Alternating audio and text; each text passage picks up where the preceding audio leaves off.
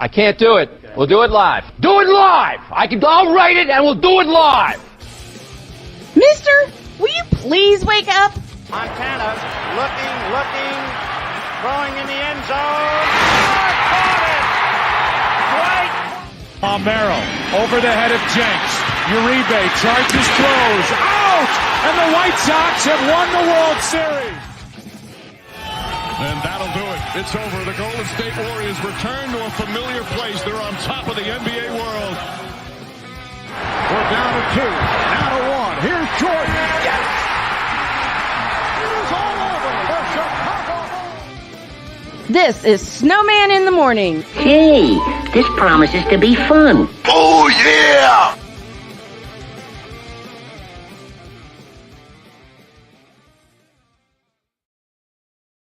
Away we go. Just a minute. The beauties of having a set. All right, as I said, and away we go. Good morning. Welcome to the fabulous, fantastic football Friday edition. Ouch. Of Snowman in the Morning. Oh, can y'all believe I just woke up? Well, it's true. I just got up. It's Friday. It's a football Friday, and I'm glad to be here with you guys. Well. We got lots to talk about here on this Friday. Kyrie Irving has been suspended without pay. Something the Brooklyn Mets should have done a while ago. Let me see. What else? There was a football game last night, and the Eagles beat the Texans. But the most important thing I'm going to start with this morning, and I hope I don't have any technical difficulties, is the World Series, as the Houston Astros now stand 1 win away from something they gained in 2017, and that is the World Championship. To the chat, good morning, Victor. Good morning to you, and good morning to you, Andrew. We'll talk about the Brooklyn Mets in segment 2. And my Golden State Warriors have lost 4 in a row. Steve Kerr said it's time we try something different. Yeah, they gotta try something different. But the best part is there's 75 more games to go. 75 more games to go. And with that, I welcome my partner, that man in charge of Call Sports with a Z, the one, the only Cole Johnson. Good morning, my friend. Well, thank you so much. What a wonderful introduction. You did me honor with my intro after I came back from surgery, so I got to make sure my intro is on point for you, and keep everything on point. Yeah. Like I said, we'll get to the mess later, but let's get things started with the World Series, and our Stros have won 1, 2, 3 games now. Yes. The magic number is now 1 to win this for Dusty Baker, and the Astros are one of the teams that I follow. And yeah, I know my partner's in heaven right now, and the Astros got things started thanks to a rookie named Talk to me, Jeremy. Pena.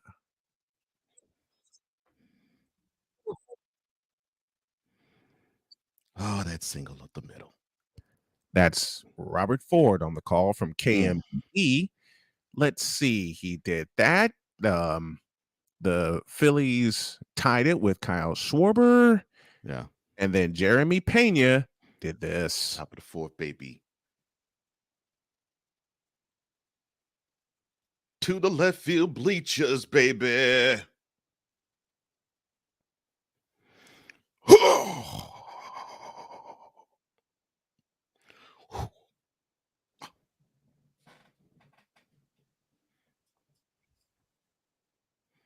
Watch And it go then, out, Schwarber. and then there's one of my homies, Yordan Alvarez.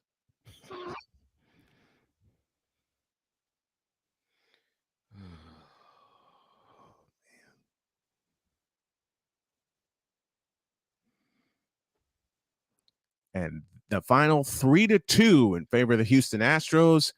Mhm. One more to go. Saturday night, game 6, 8:03 first pitch time in Texas. Back in Houston, baby. Let's close that out, Stros. Man, I'm excited for you. I'm excited for the Stros. I'm excited for Dusty Baker. And I'm excited to stick it to the people that still think the Astros don't deserve what they're getting. Let me explain something to you, haters, and I'll borrow something from your alter ego. Hey, Stros haters, no chip, no chap, okay? Kia.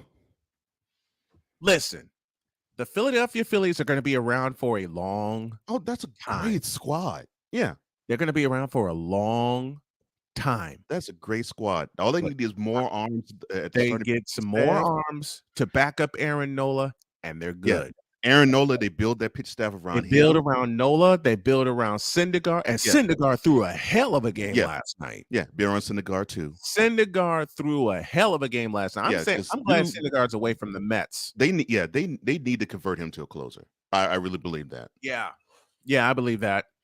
I mean, they need to turn Syndergaard the way Tony La Russa's genius converted Dennis Eckersley. Because that's all perfect pitcher. Because that's the vibe I see with Syndergaard. Yeah, I was like, doggone, he hung 3 innings strong with him, and he has some great stuff. Yeah, they need to convert him to the closer. They need him out of the bullpen. Not that he hasn't been a great starter, because he's a nice starter. Yeah, but at the same time, when you're making this far of a run into the playoffs, you need a closer. And Philadelphia's closer should be Noah Syndergaard. Yes, I agree with that. And they build their pitch stats around those two, and those bats the way they are, keep them the way it is, and they're gonna win a chip. They're gonna win a chip real soon. Yep. They're gonna win a championship real soon. Keep it the way it is. Keep that order the way it is. They're gonna win a chip. If not next year, the year after. Because they're gonna rule. They're gonna rule the National League for a while. That's a nice squad. Ooh. That's a hell of a team. That's a hell of a team. But this is Houston's time. Finally. Finally. Okay. They want to win this for Dusty Baker and win it for him so bad, as they should want to. Yeah. Because Dusty Baker has taken the brunt of everything since he became the manager in 2020. Unfairly. Yeah. Very unfairly. Yeah. And see, and people don't get it. You know, they lob these. Well, the Astros were caught being cheaters. They're cheaters now. They got cheaters on the squad. Yep. Let me tell you something about Dusty Baker, and I think you're in alignment with me what I'm about to say. One, that man would not take the job if he didn't feel as though there's some upstanding citizens still in that locker room. Bingo. 2, Dusty Baker doesn't put up with that mess. Nope. So if there was even a scintilla of somebody cheating, he would do whatever is possible to get that up out of there. Because he wants to win things fair and square and be squeaky clean. Because 3, the dude's been a straight arrow ever since he was a player. And now he's 1 win away from winning it all. Right. 1. Saturday night, game 6 in Texas. And you know what? Kudos also to Justin Verlander. Yes. For the game he threw. He broke through, got his first World Series victory. Justin Verlander shook a monkey off of his back. Yep, he got a monkey off of his back as well. And would you know it? It is set up Saturday night for a lefty by the name of Framber Valdez. It is. Look, I got to give Verlander credit. because it started off shaky. I mean, Schwarber touched them all, very 1st batter, and you would think normally that would and let's not get it twisted. Although to me, Valdez is the best arm on the Astros. Verlander's their ace because he's been there and he's done that. Man, so to shake the ace up that early, you know, that could have spelled trouble real fast for the Astros. But Verlander battled, walked a few, but he battled, and he gutted through 5 good innings, and he got stronger with each inning. Proud of him, proud of that performance. Jeremy Pena backed him up and gave him the win, his first World Series win. Now the focus is on Saturday night in Texas.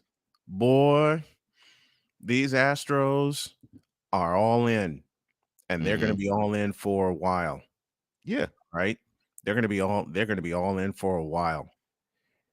3-2 the final. Astros win. They can win it all Saturday night at Minute Maid Park in Houston. And not to diminish the point you was going to say too, it is set up perfectly for the Astros now. They got 2 chances to get 1 win at home. Yeah. They got their best arm going on the hill Saturday. And should the Phillies win, they got the guy that threw a no-hit. They got the guy that threw 6 innings of no-hit ball Christian against Javier. them. They Christian Javier. They got Christian Javier. Whether Dusty wants to start him or he wants him to be long relief, that option is still there. See, that's how you win a World Series. Dodgers pay attention. Mets pay attention. Padres pay attention with arms. Oh, and then people had the nerve to talk about Dusty's strategy. They were saying, because I had one of my coworkers say, well, why did they pull Christian Javier out after 6 innings? I was like, because Dusty had an eye toward the future. It's like, okay, it's cool that I get this game, but I have the best bullpen in the majors. I might as well utilize it. And you needed to tie the series. So for that moment, let me have the best arms at that moment cinch the game to tie it. But let me save this arm because it looks like the Phillies can't solve him. Nope. Just in case I need him for game 7, I'm going to have him on the bench, but I'm going to give him his attaboys for the good 6 innings he pitched here. Yeah. And the bullpen finished the job. And the bullpen did a delivered beautiful World job Series no-hitter. Delivered a World Series no-hitter. Let's take a break. When we come back, I think Kyrie Irving is done. And I don't think you're the only one that thinks that. And I got a lot to say about that.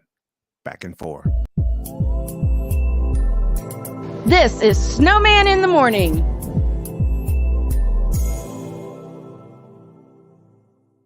Hey everybody, Snowman here. I have a way for you to support our humble little morning show and support your favorite team and or player at the same time. All you have to do is go to officialsitmorn.com/fanatics. That's right, officialsitmorn.com/fanatics. With the NFL on the way, as well as Major League Baseball heading into its playoff stage, you can support your favorite player and or team, and you can also support this morning show, as Fanatics is an affiliate sponsor of Snowman in the Morning with Cole Johnson. Just head on over to officialsitmorn.com/fanatics and you can support your favorite team and or player. Fanatics, where sports fans shop. And when you go there, tell them Snowman sent you. Thanks.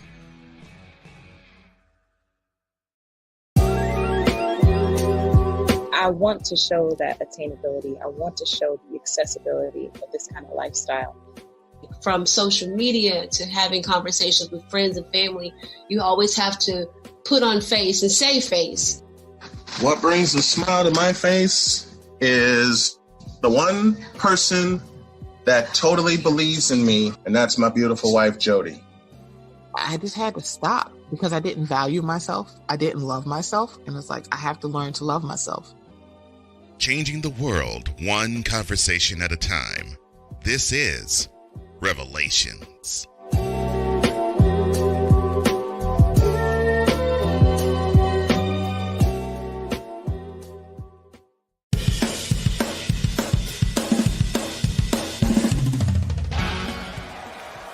For Steph Curry, Tim Anderson, Jordan Alvarez, and it's caught deep Samuel with the catch. Michael Jordan can sense the throw. Just got the king. BS3 Network. The hottest of hot takes. The coldest of cold, hard facts. This is Snowman in the Morning with Cole Johnson. Weekdays at 8 a.m. Eastern. Check your local listings for your viewing and listening pleasure. Discouragement, sorrow, distance. Your arguments cause damage to your family. The hurt leads to divorce. You feel like there is nowhere else to turn. But there is hope for you. That's where we come into play. There is an overcomer that lives inside of you. One ready to take on the world as you leap for joy, living in victory. You'll grow to love yourself and others. There's life after divorce, and you can claim it today. Get Over Divorce, where your new story begins here every Thursday on YouTube and Spreaker. 'Cause we take this job so serious. What in the all types of blue hell? This is Snowman in the Morning with Cole Johnson. You better believe it. We're presented by SeatGeek, the ticket app that allows you to to find the seats that you want on the resale market. They're scaled from 1 to 10, 10 being the best seat that you'll get. And right now, if you use the code word official SIT more, you'll get $20 off of your first order. Quickly to the Fanatics feedback zone. Victor Locke, as the mess turns, is happening again, and we're going to get to that in a few moments. Oh, yes, we are. Andrew says, good morning. Philadelphia Good Eagles, morning, the Goldberg of the NFL. Yeah, with that win last night, undefeated. Victor Locke, whole sports. I'm pulling for the Stros right now. I think a lot of people are. How's everybody this Friday morning? Sig Diggy, all the way in Norway. We're doing good. And then Rod West decides to have fun and says this.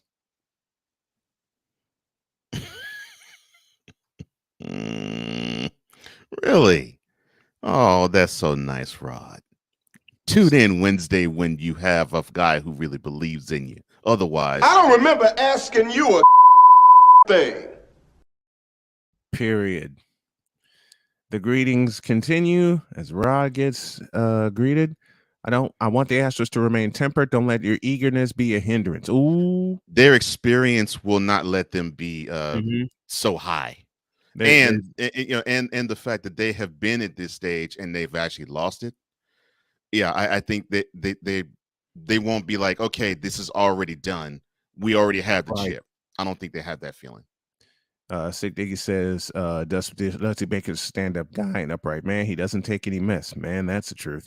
He learned from Hank Aaron about baseball and life his rookie year. Yep, he sat at Hank Aaron's. Yeah, he basically literally sat underneath Aaron's lap.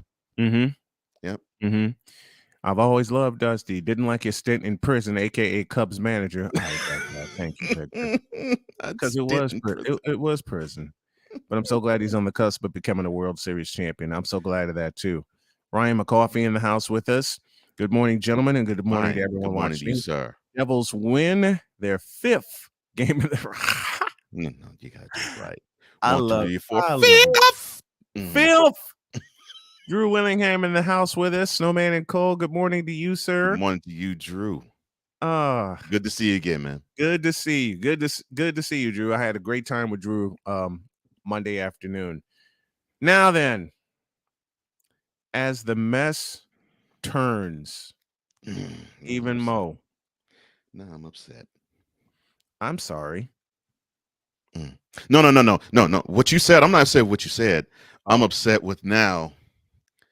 They've become such a soap opera. I'd have to come up with something that when we do these segments about the Nets, I gotta come up with a nice dreamy soap opera intro for every time we talk about the Nets. Let old Snowman do some work here. I'll let you lead this off. Now, as you often say to me, cook. All right, here is the skinny. So you've had a busy week, haven't you, in Brooklyn? You find your guy I mean, you fire the guy that you had in Stephen Nash, but you fire him after you secure hush hush and behind closed doors the guy you wanted all along, because really you didn't really want Steve Nash. You decided to get Steve Nash because two of your mercurial talents said that it would be perfect for him to be on the bench.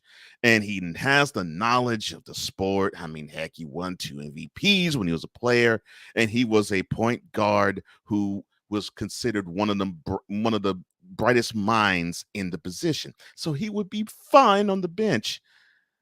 And those 2 minds were Kevin Durant and Kyrie Irving. We will talk about you, Mr. Wool People's Champion, in a moment. Definitely, you are a rebel without a cause now. So, so you now. This is for you. Days of Our Lives. Perfect. So now you secure Ime Sunday Udoka. Ime Sunday. And you wanted him to be the head coach pretty much ever since you got Kenny Atkinson out of there. Oh, I'm sorry. Ever since Kyrie got Kenny Atkinson out of there. Correct. And now you have your guy, although it hasn't been official, you know, as the children say on the screen.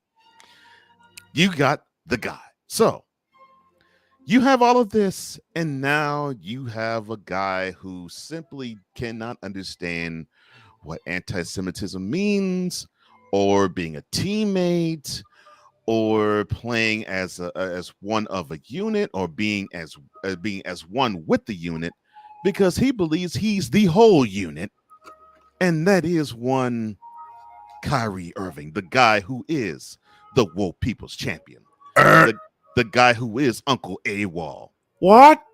And the guy who is now a rebel without a cause, because you, sir, decide to put up some footage of a film that basically talks about how the Jewish community has oppressed severely the Black culture.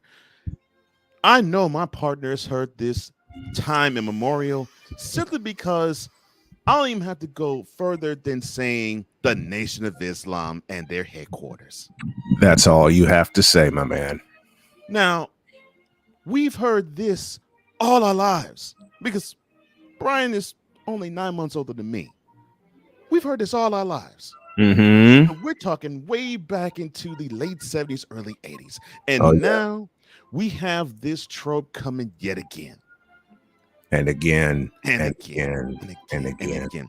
And yes, I will mention one of the hallmarks of the Nation of Islam, the guy who has led the unit for the last 40 years, the one Honorable Minister Louis Farrakhan, who he would say certain things about the Jewish community and the Jewish faith.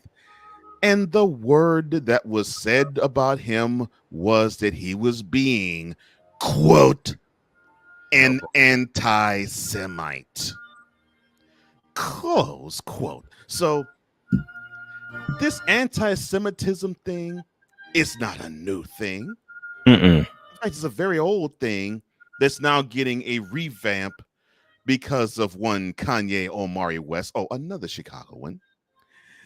That's gone crazy. That's gone crazy. And another who has gone crazy, who's not from the Chi, but he's definitely from New York. And that would be Kyrie Irving, who believes that he is the smartest person in every room he walks in. And wants people to know that he didn't apologize. Right. Even though late last night he did. Oh, no. Yeah. No, yeah. He wanted to let people know he didn't apologize, yet he did. Wanted to let people know that he's firmly ensconced in the stance that he put forth in having what caused these anti-Semite labels thrown upon him. Yet he took the post down. You see this walking contradiction that we're talking about here, and which is what you've said all along about him. Yes, we both have. Yeah, and it all sets up beautifully because Mr. Kyrie Irving is his own planet, and he damages everything that is around his orbit. And to think he said once upon a time, I think it was 2 years ago, that he's worth $1 billion. Child, please. Well, Mr. Irving, yes, he did say that. Well, Mr. Irving, and you being worth $1 billion, Bitch, please. If you were worth $1 billion, guess where you would not be? Summarily dismissed by your team. You would have found a way, and they would have helped you find a way to navigate past these murky waters that you put yourself in, not anybody else. You put yourself in. But I've always said that you've had one eye on the court and the other eye for the exit, because you really do not want to be a basketball player. You don't want to be a basketball player. You don't want to be committed to a basketball team. We have seen this time and time and time again. You didn't want to really be fully committed to the Cavs because you laid that at the feet of number 6 of the Lakers. You didn't want to be part of the Celtics because the team was too young, and you felt in your mind the organization and in the front office was too disorganized. But basically, they just simply wasn't for your junk. And now you you're on a team that actually fell for your junk, and they're tired of you. They're tired of your act. They're tired of your presence. They're tired of the fact that you sold them the bill of goods that you were a point guard, but in fact, you were a point dog. How is it that you were supposed to be one of the best players in the league, and you firmly are a basketball player, when you don't want to play on the court, when you could give a crap about your teammates, when you only are focused on yourself? What's that last part again? When you are only focused on yourself.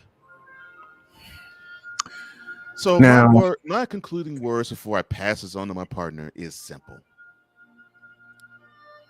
Become the civil rights leader that you want to be, that you fashion yourself to be, that you fancy yourself of being, because you are, my sir, about to say bye-bye to being a basketball player and walk away from the one thing you really are good at, but you find a way to screw that up too.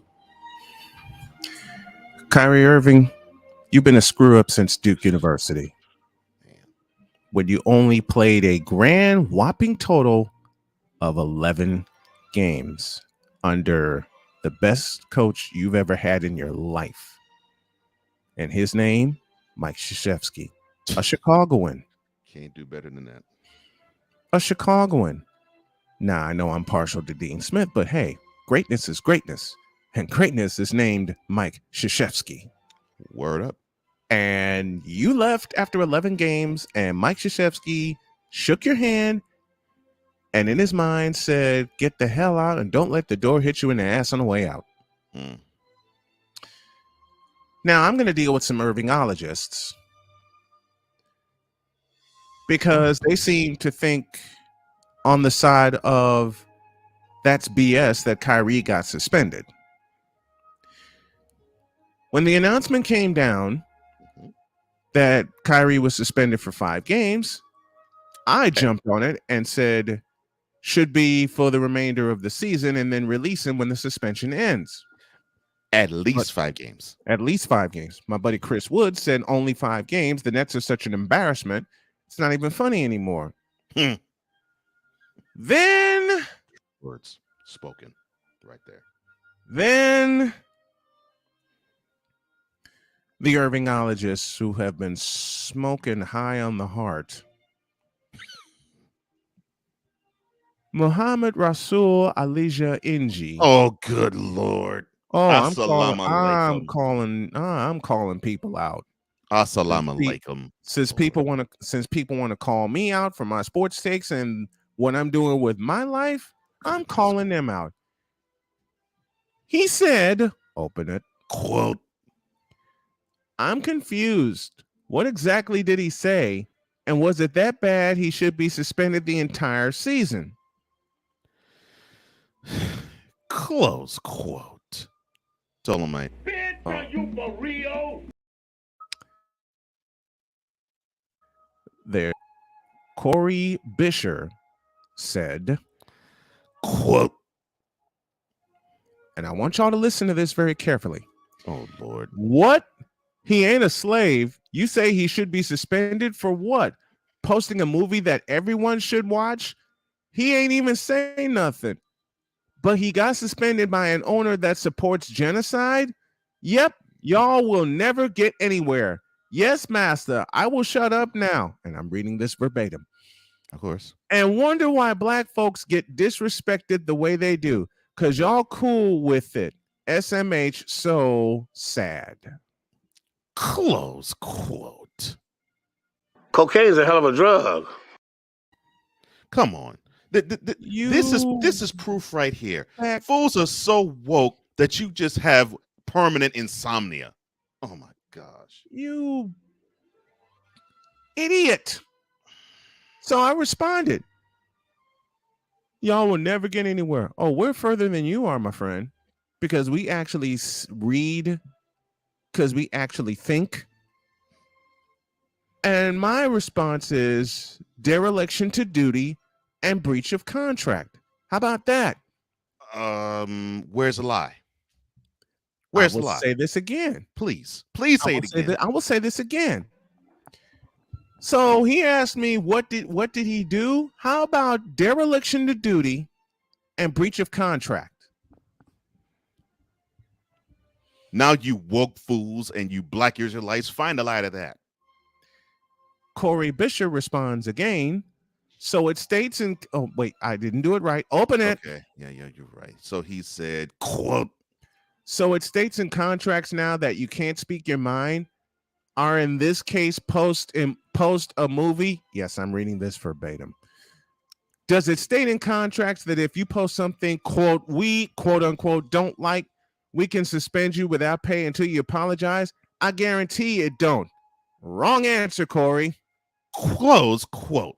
One, yes, it does. I have that in my contract with the job I work on. Wrong answer, Corey. And two, freedom of speech doesn't protect you from freedom of consequences.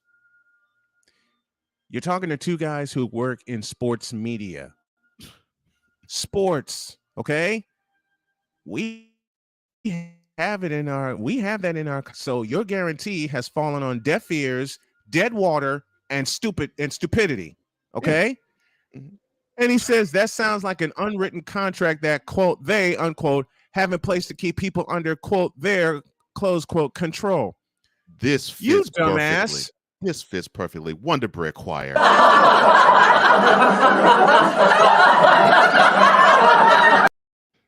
I hope that's the most vanilla of laughs ever. Gosh, I don't believe this crap. You just don't get it. I have a clause in my contract which says if they find something that I put on social media to be injurious to any community, that I gotta take it down. And if I don't, guess what I receive? A pink slip. I have the same terms. I have the exact same terms. And you're talking about a guy that's a CEO of his own company, but at the same time, I am a freelancer, and freelancers have contracts. Yes, they do. My job stressed is at least 3 times a year. Be careful what you put on social media. So I'm responding back as we go. You just don't get it at all. I've been in sports for 30 years, and they do have it in their contracts, and it's spelled out to the letter. Oh my gosh. You know, I hate to bring this up, and I hate to sound the way that I'm going to sound, but I am going to speak the truth. Please do. And it goes like this. You want to trick black people? Put something in a book. Doggone, I wish I was in studio. I would give you high five right now. Oh, you're going to be in studio with me soon. I would give you a high five right now for that statement you just said. You want to trick woke black people? Put it in a book. In the immortal words of one Howie Rose. Mm-hmm. And to think Cole and I get made fun of on almost a daily basis because we sound white, because we sound the way that we sound, because we actually read, because we actually listen, because we actually spell, and we actually read contracts. Yeah, and we actually love the language in which we speak. And yes, that is, I'm sure that is in every NBA player's contract too. I guarantee, with the advent of social media, I guarantee it is. Otherwise, why would the Nets suspend him? And why would the Nets cut him loose? Because I guarantee you, after that at least 5-game suspension runs out, hit the road, Jack, and don't you come back no more. And I believe that's what the Nets want. Mm-hmm. They should. You know what? One of my favorites is Michael K. And you know what I'm going to say. Mm-hmm. Yes, I do.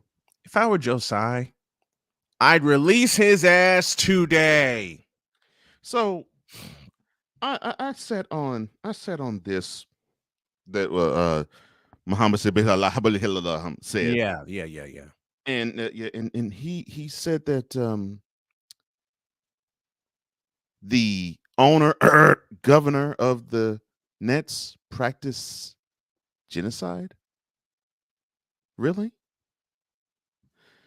He went there. He went all the way there. Okay, so let me see and all I can ask is why. Okay, well, let me see the nationality of Josiah is Chinese. Mm-hmm. So you mean to tell me that Mr. Tsai is responsible for killing Chinese people? Is that what you're saying? And also responsible for killing Canadians too, because he's also from Canada. Figure that out. Really? Before I close up shop here, can we get the Wonder Bread choir one more time? Oh yes, without question, you're gonna get them again, without question.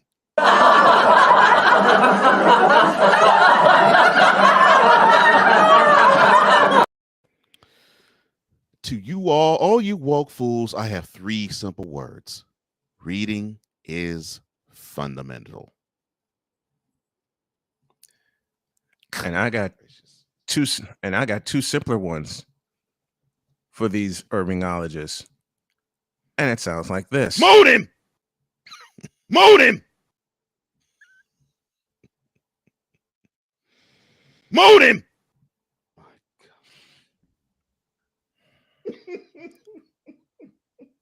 Just when I think they can't get. When I sent you that last night,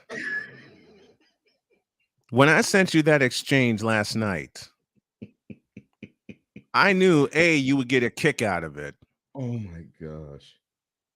And B, your brain would think the same way mine does. Yeah, of course. Just when you think they won't get any funnier. Oh my god. Just when you think they won't get any more woke. Yeah, like I said, they're so woke, they're permanently in insomnia. I mean, they just like this 24/7. Mm-hmm. And when you are under insomnia, your brain doesn't function normally because it's not getting the proper rest. It's a lot of bronzexuals, I know. Now, there was a football game last night. Yeah, let's celebrate that. Let's celebrate that with this.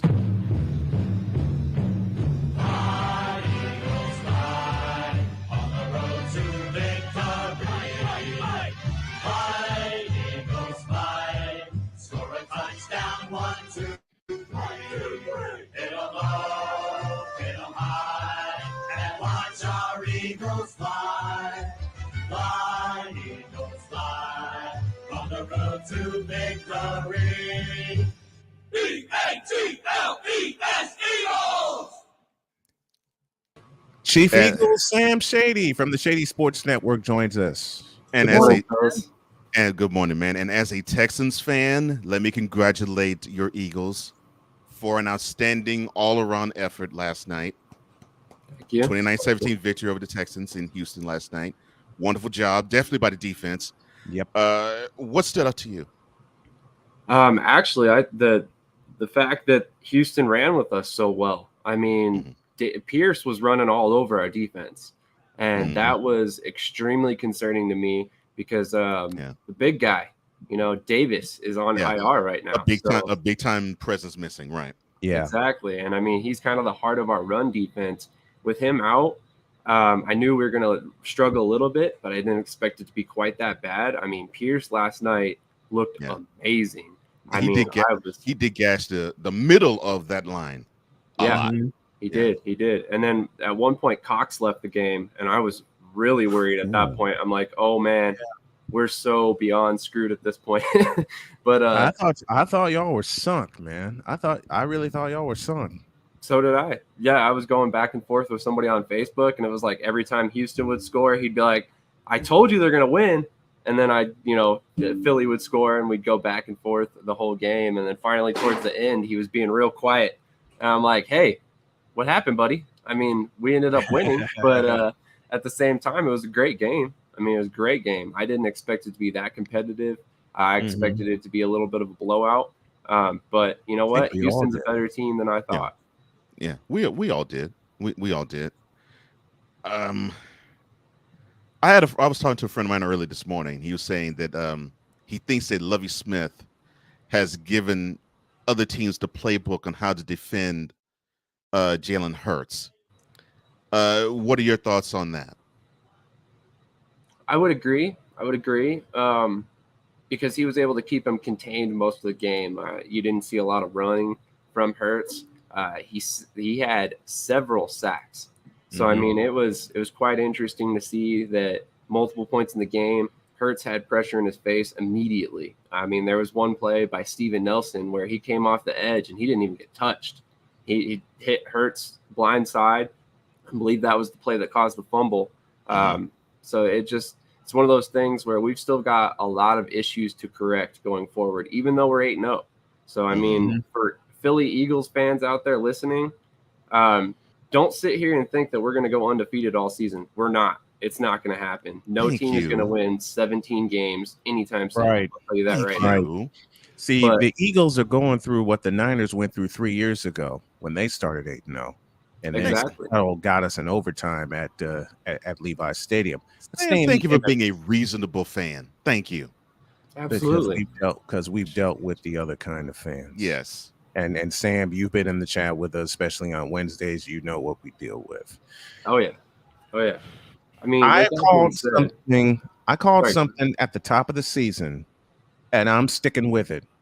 I said Eagles, 49ers, NFC Championship game. And the two most complete teams, even though one is 4-4 and one is 8-0, are Philadelphia and San Francisco. Your thoughts? I think you hit the nail on the head. I mean, obviously, San Francisco is all in on this season. You don't go out and spend the kind of draft capital to bring in Christian McCaffrey if you're not. So, I mean, I actually believe that the injury to Trey Lance changed their entire perspective on this season. Oh, yeah. When Lance got hurt, they realized they were going back to the veteran and Jimmy G, and they're like, hey, we got a chance to win this year. We might as well, bring in some big-time talent and go all in. And, they did, and it worked out well. I mean, McCaffrey tore it up last week. And my thoughts are these, and people think I'm crazy when I say this, but when I said this to Cole after Lance's injury and Garoppolo got in the game and has been the starter since, I hope that Jimmy G balls out this year and John Lynch and Kyle Shanahan realize who they have under center and march his ass into the office and give him another extension. Now, will that happen? We don't know, because Lance is waiting in the wings, and I understand the way they want to go. But Jimmy G is a winner, just like Jalen Hurts is becoming. I've had arguments with 49er fans saying, well, we need to move away from Garoppolo. Fool, he's winning you games. And isn't that the goal of any team, is to win? No matter how it looks? Isn't that the idea? Because people were saying the same thing about one Jalen Hurts. Yep. Yeah. They were 100%. saying worse about Jalen Hurts because he's a running quarterback. But what I love about Jalen is his maturity to realize I have to beat some teams in the pocket. And he's slowly becoming a pocket passer. And the most dangerous thing you can teach a running quarterback is to be a pocket passer.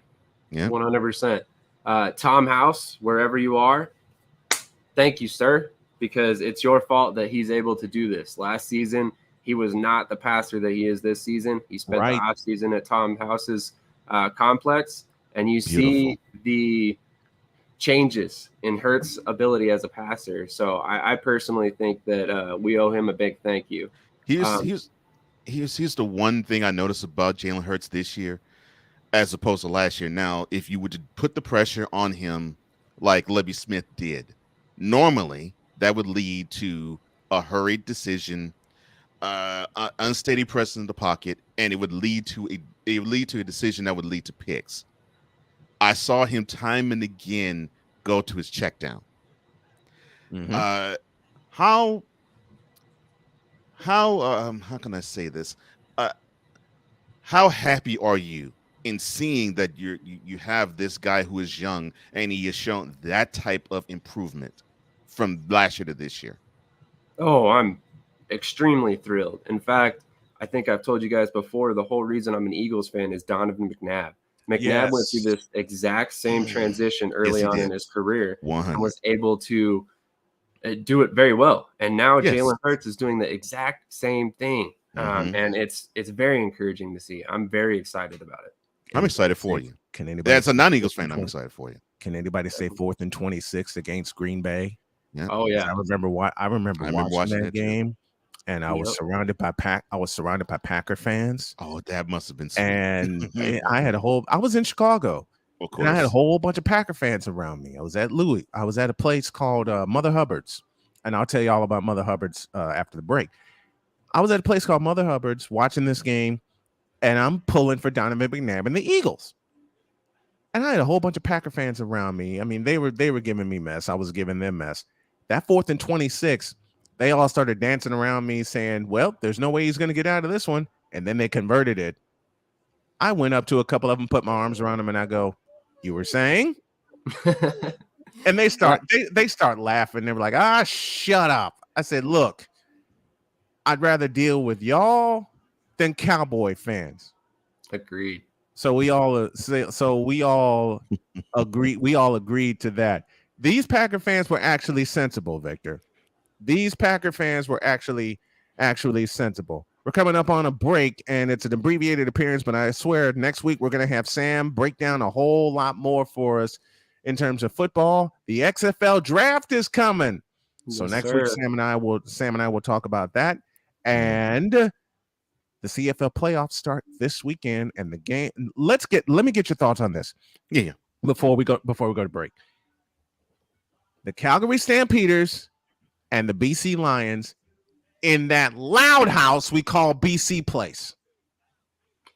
That's going to be a hell of a game. It's going to be a hell of a game. I mean, that was exactly what the CFL needed for their playoff run in order to get the fans back involved. I mean, that's one of the things that we hear a lot about the CFL is the attendance, the support of the league. And I really think that game right there is going to have some solid numbers in terms of viewership, some attendance, and in turn, it's going to be a great game. I'm certainly going to be watching. I hope so. I am certainly going to be watching because it's two of my favorite CFL teams. One of the others being the Winnipeg Blue Bombers, and I believe they have a bye for next week. I'd have to look into that, but I believe so. Well, let's do that. Let's do that right now. Let's look at the CFL playoffs. It's the Tiger Cats and the Alouettes in the East semifinals, and the Stampeders and the Lions, as I mentioned, in the West semi. I expect BC Place to be full to the hilt. We're talking about 55,000 plus. Yes, the Blue Bombers and the Argonauts get a bye into their division title, into their division final games. Both games are Sunday. Tiger Cats and Alouettes at 1, Stampeders and Lions at 4:30. And since my 49ers are off this week, I can have fun and watch that game. But the Stampeders and the Lions is the game of the weekend, period. Agreed. That's going to be a great game. I did want to say one thing before I get out of here, because I've seen a lot of Eagles fans saying that, like I said, we're going to go undefeated, that our offense isn't broken, it doesn't need fixed. I can tell you right now, there are some issues that everybody seems to be completely ignoring. How about the fact that Jalen Hurts has thrown only 69 passes to people who are not named Devontae Smith, Dallas Goedert, and AJ Brown? That is alarming. Yeah. That includes Miles Sanders, Kenneth Gainwell, Quez Watkins, Zach Pascal, all those guys combined have 69 targets. Brown by himself has 68. So just to tell you, like right now, we're force feeding 3 receivers and it's tipping defenses off. So if we don't change that quite quickly, I'm willing to bet that as soon as we come up against a defense that can run with us, it's going to be an issue. It's going to be an issue right away. And again, I stick with my prediction. Eagles and 49ers in the NFC Championship. Beautiful analysis, Sam. I agree with you. I love that. I love that analysis. They're force feeding 3 receivers, and you shouldn't have to. Not with the offense that you have. Exactly. I mean, we have so much talent. You can spread it around. That's the exact problem I have with Baltimore and Lamar Jackson. I think he force feeds Mark Andrews too much. Yep, exactly. You guys have been in my head far too long, and I love it because that's you spread out an offense. You spread an offense. You do what BC's going to do to Calgary. All right, you do what BC's going to do to Calgary, and that spread everybody out, especially with Nathan Rourke back in the center. That's Sam Shady, and it's the Friday Shady Football Report, talking Eagles, talking BC Lions, and next week we hit the XFL. Yes, sir. I can't coming up fast. XFL 2023. Oh yes, man! All right. I cannot wait to have you for that, and to help cover the draft with you. Absolutely. All right. Thank you, my friend. Appreciate it. Have a great afternoon. You too, man. There's one thing worse than dealing with a bunch of Packer fans. And the only thing that's worse is dealing with a bunch of A, Cowboy fans, which I've dealt with, B, Cub fans, I haven't dealt with them, and C, Bear fans. I've been in a room with them. Here's what I mean. When I went to when I went to a place to watch a Packers Bears game in 2000, had a table all to myself that had a couch under it, so I'm completely comfortable. Right. Bears up 28-27. Everybody in the joint. Is this the game that whoever won the division and went on to the playoffs? Yes. Okay. Yes. I'm trying to remember the place. I'm trying to remember the place where I was. But 4th and 8. Aaron Rodgers gets out. And the next thing you know, Randall Cobb was wide open. Oh my gosh, yeah. Do you know how many times I got called a traitor that night? I said, look, the Packers have Aaron Rodgers. You have Jay Cutler.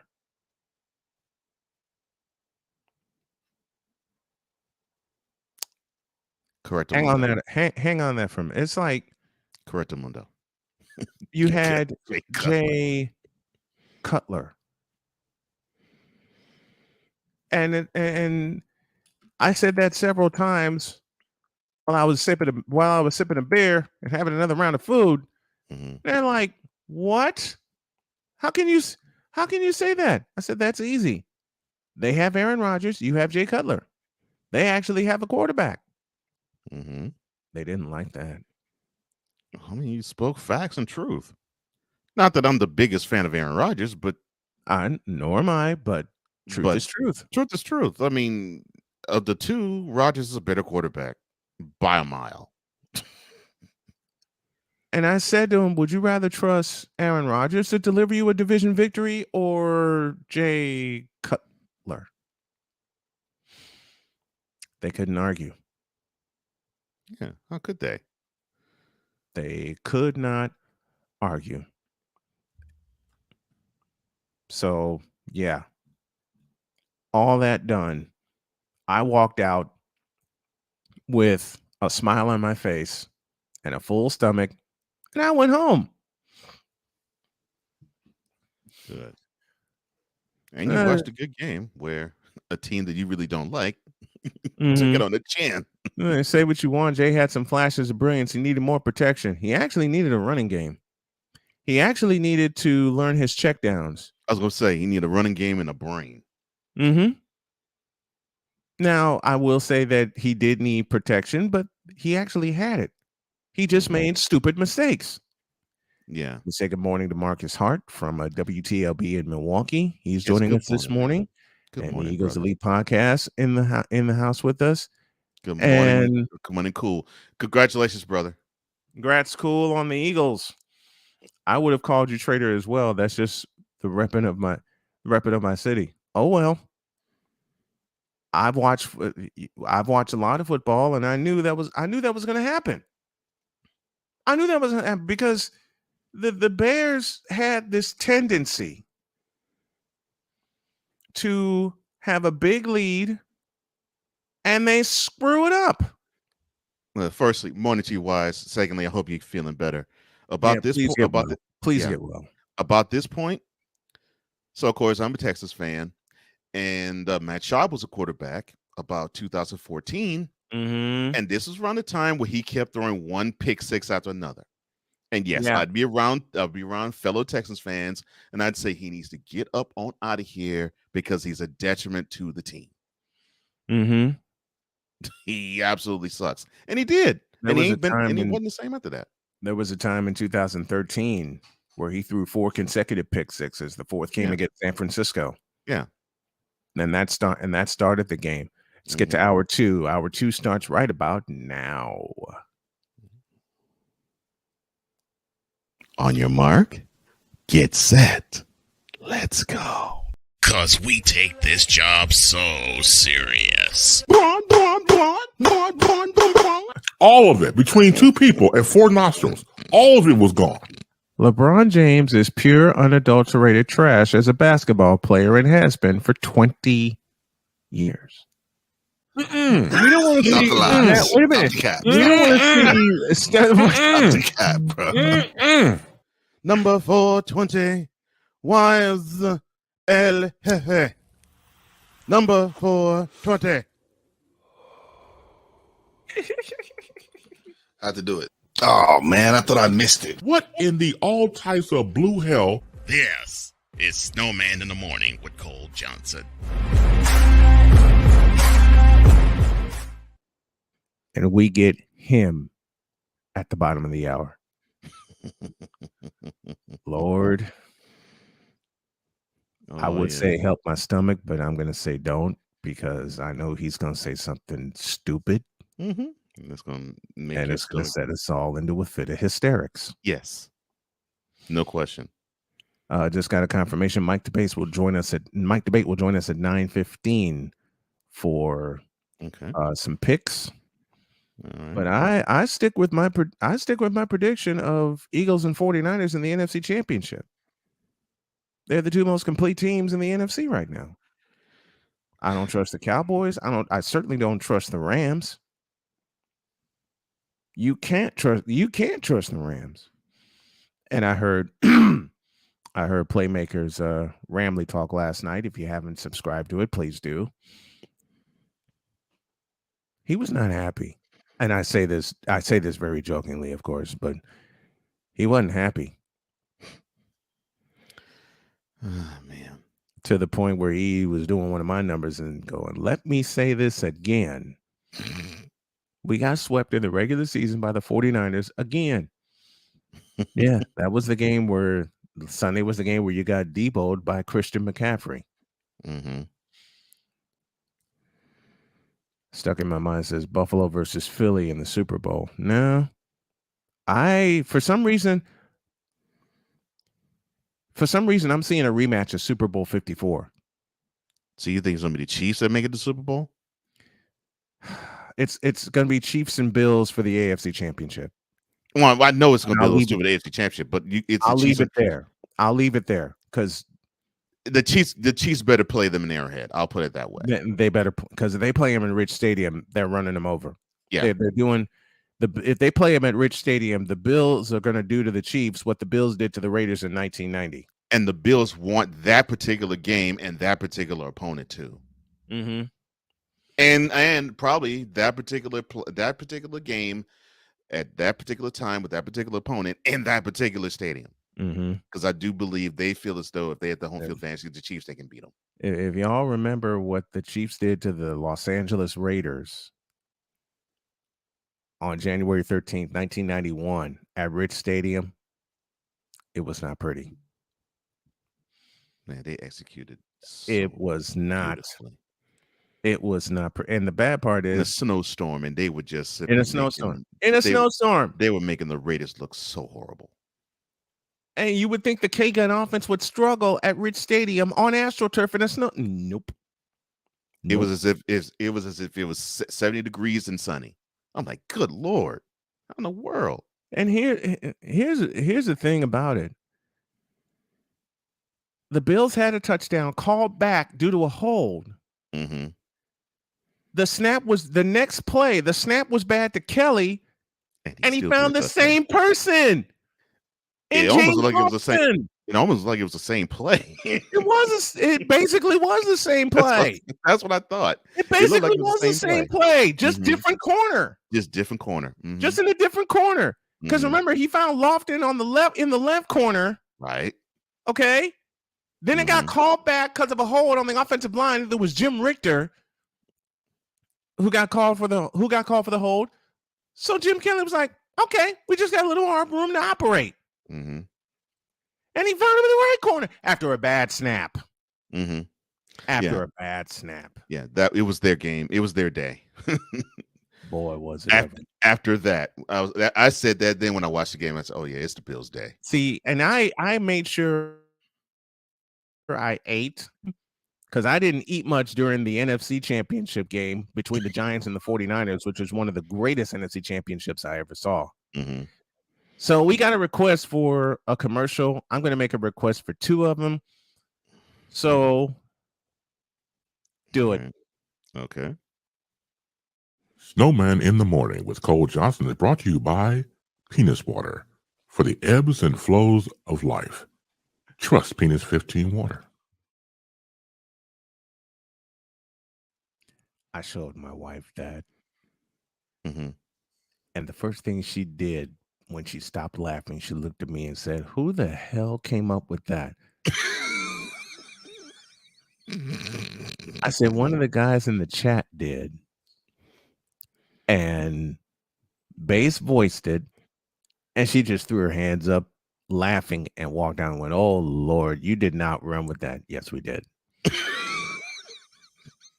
And then it was Ryan McCoffey. Mm-hmm. It was Ryan McCoffey, who I told her later that it was indeed Mr. McCoffey who came up with that.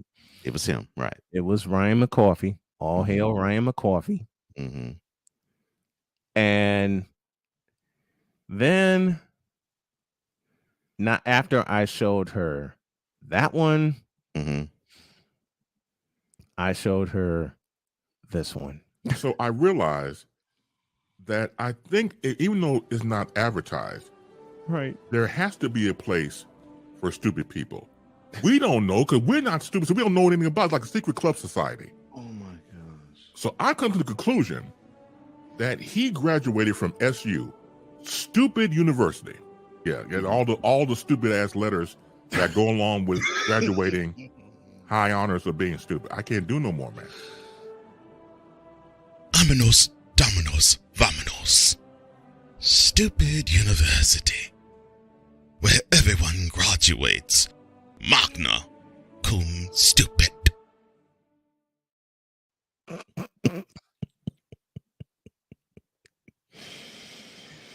Here's Ben Sutter, the man in charge of the BS3 network, before we lose ourselves in a fit of laughter. What's up, Ben? Hey, brother. What's up? Enjoying those 2 commercials. Thank you, Ben. Thank you, Ben. Listen, Ben, you already know when Base says something, it turns into gold, and then Cole turns it into a commercial after I record the audio spot. Yes, gold turns into gold. Gold turns into gold, and then with base gold turns into platinum. Right. Oh my gosh. All right. The British accent is what kills me every time.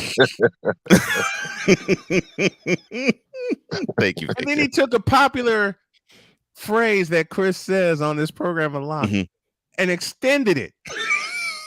I was wondering if he was going to catch that. Vámonos, Domino's, vámonos. Yeah, man. I called him John Houseman. I called Cole John Houseman yesterday. Kareen in the house with us this morning. How are What's you? up? Thanks for joining us. All right, man. 49-29. So what did you think about that performance Sunday? Besides the stupidity of the orange helmets. Oh God, don't get me started. Yeah, the radio broadcast by Brad Sham and Babe Laufenberg. I love Brad. They were just torching those orange jerseys. They were calling them the peanut gallery. They were calling them all types of it was hilarious. Yep. You can go back and find that audio. But yeah, it was a great game. It was obviously the defense showed up. To me, it was comical though when Justin Fields would get a 20-yard run and then he would celebrate, and then I would just look at him like, the next play you're gonna probably go on a 3-and-out, or you're gonna throw a pick, or you're gonna get sacked. Fumble. I mean, like, don't Claypool anyone? Yeah, I get it. You want to be excited, you want to celebrate, but your team's just not good, and you're trading away pieces. So, yeah. Mm-mm. And you get excited on the small stuff, but you're not winning the game. So, and you're getting a piece you won't be able to use properly, right? If at all. Yeah. If at all. And that was one of the first things that Cole said, and Ben, you echoed it.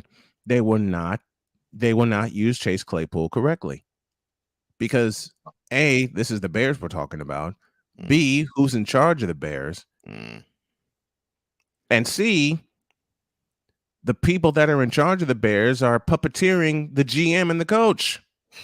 I've said it for years.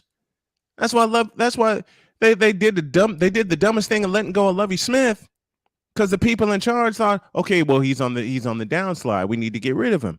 Mm-hmm. You dumbasses.